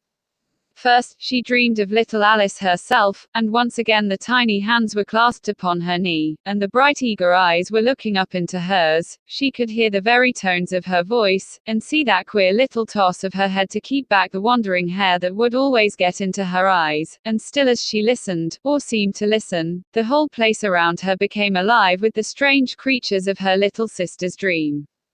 The long grass rustled at her feet as the white rabbit hurried by, the frightened mouse splashed his way through the neighboring pool, she could hear the rattle of the teacups as the March Hare and his friends shared the never-ending meal, and the shrill voice of the Queen ordering off her unfortunate guests to execution. Once more the pig baby was sneezing on the Duchess's knee, while plates and dishes crashed around it. Once more the shriek of the griffin, the squeaking of the lizard's slate pencil, and the choking of the suppressed guinea pigs, filled the air, mixed up with the distant sobs of the miserable mock turtle. So she sat on, with closed eyes, and half believed herself in Wonderland, though she knew she had but to open 'em again, and all would change to dull reality. The grass would be only rustling in the wind, and the pool rippling to the waving of the reeds. The rattling teacups would change to tinkling sheep bells, and the Queen's shrill cries to the voice of the shepherd boy, and the sneeze of the baby, the shriek of the griffin, and all the other queer noises, would change, she knew, to the confused clamor of the busy farmyard, while the lowing of the cattle in the distance would take the place of the mock turtle's heavy sobs. Lastly, she pictured to herself how this same little sister of hers would, in the after-time, be herself a grown woman, and how she would keep, through all her riper years, the simple and loving heart of her childhood, and how she would gather about her other little children, and make their eyes bright and eager with many a strange tale, perhaps even with the dream of Wonderland of long ago, and how she would feel with all the simple sorrows, and find a pleasure in all the simple joys, remembering her own child life, and the happy summer days.